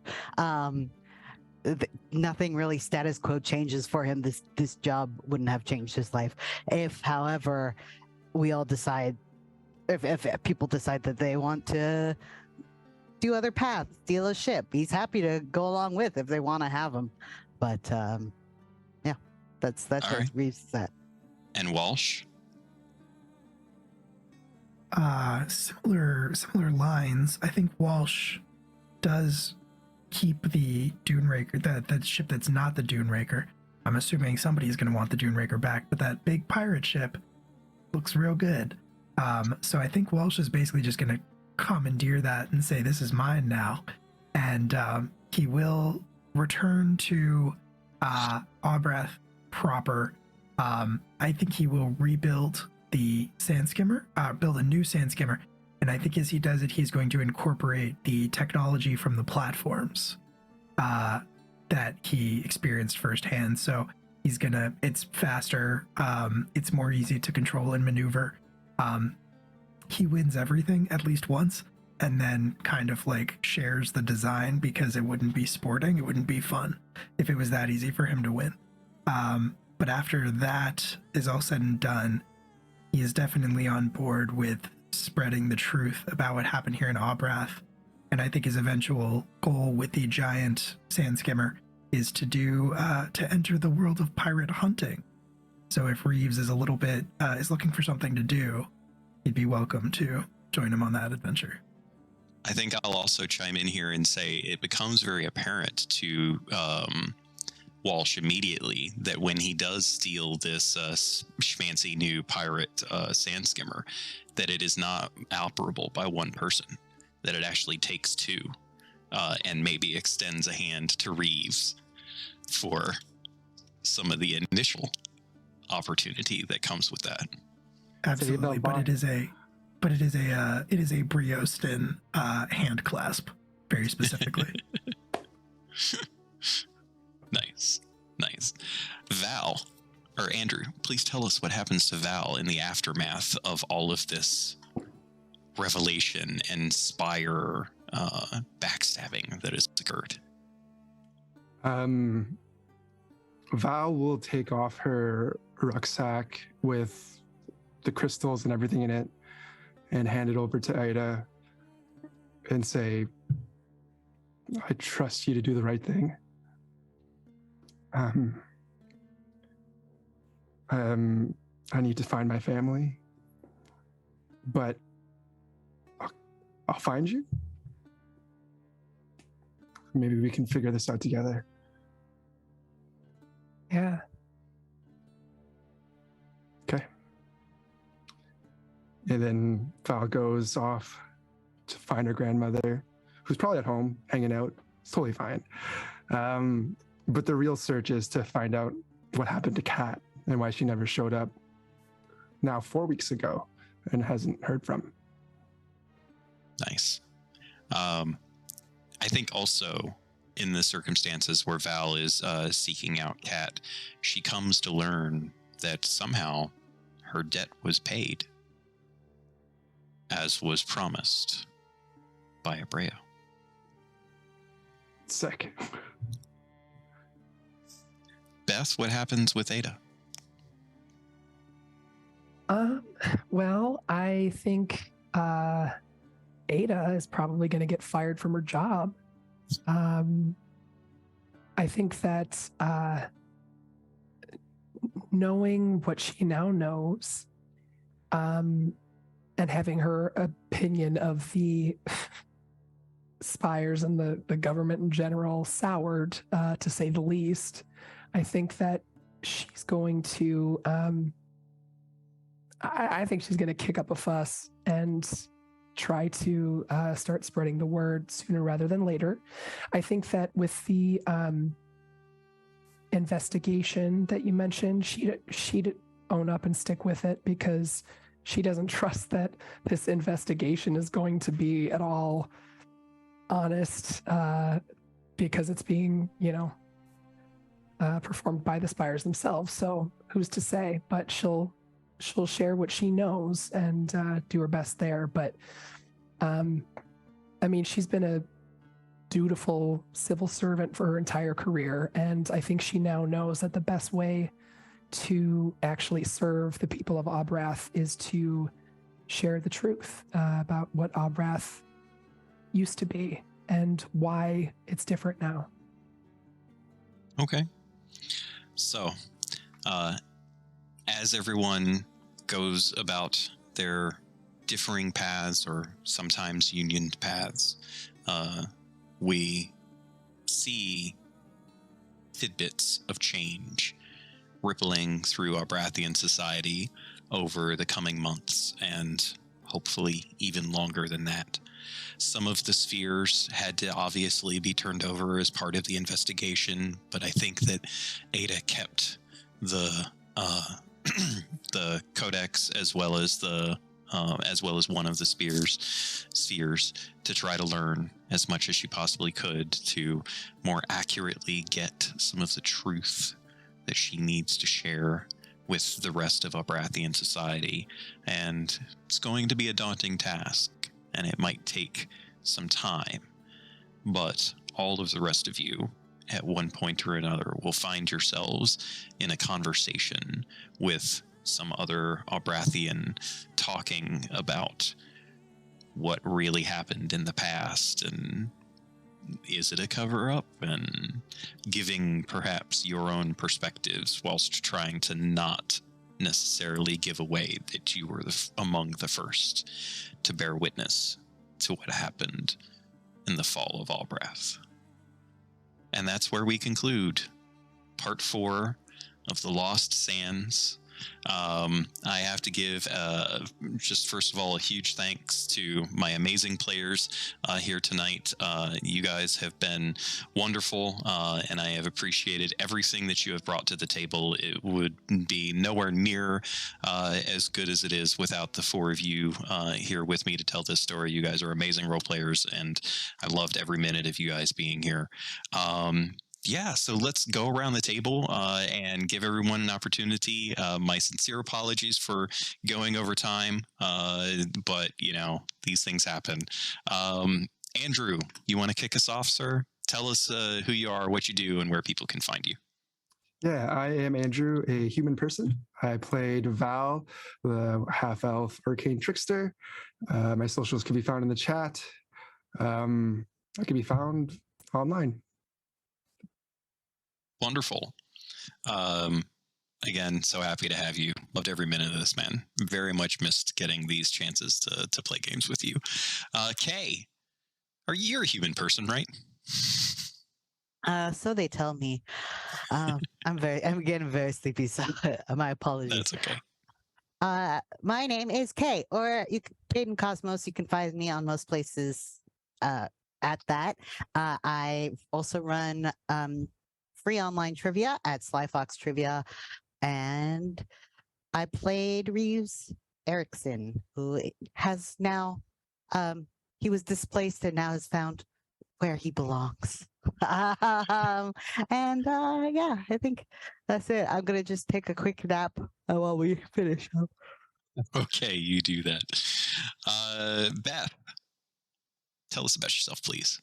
Yeah, I'm Beth. I played Ada, who learned a lot about the world and herself through this experience. You can find me on social media at Beth Masco, and here and there playing various games. Thanks, Miko, for this. This was a really cool story and a really cool world. So I was glad I got to play. Thank you. It's been wonderful getting to share all of this, and I owe a lot of what we created in this to you. Just so you guys know, the world of Albrath didn't exist, or the details of Albrath didn't exist before this four-parter, and Beth was kind enough to sit down with me well more than a month ago now and help iron out some of these cool details that you guys got to experience. So big hearts up to you, and thank you for suffering through with your throat during all of this. You are a trooper. Will, tell us about you and the things that you do, please. I will do that. Hi, my name is Will. I played Walsh Payne, which was a pleasure and a joy, and I really liked him a lot more than I expected to. You can normally find me at Live from the Apocalypse, which is the Twitch channel that I'm a part of. It's more than that. It's a studio. We do podcasts. We do actual plays. It all benefits nonprofits and organizations like that. And we're currently fundraising for the First Nations Development Institute. I'll be live over there tomorrow night, playing a different 5e game about high school students who have been trapped in a fantasy world for 10 years. If you want to check that out, feel free, twitch.tv/live from the apocalypse. And I'm at Will M. Scream on all social media, pretty much. And I was just very happy to be included in this. This was my first Superior Adventurers Guild game, and it was a blast, and I really enjoyed the world and getting to play with everybody. This was great. Thank you so much. Definitely tune in to Live from the Apocalypse, guys. They've got some good stuff going on over there, and it's all for a good cause. So definitely tune into that. I have been Miko. You can find me links going out in the chat, the_OKest_GM on all of the socials and that sort of thing. If you guys are at all interested in learning more about the world of Ysterra, I have created a new site. You can find that link in my link tree if you go to that. And I am slowly migrating from my own internal management campaign management system over into that. So please bear with me. It's work in progress. I promise to be getting everything over there as soon as I can. Once again, this has been amazing. Those of you that are watching, thank you guys for tuning in. Please stick around, though. I'm going to give a little bit of an outro here, talk about some of the things we've got going on at the Guild, and we're going to raid over into some good friends of ours here in a second. But yeah, thank you once again to all of my players. I love you guys. And see you guys next time.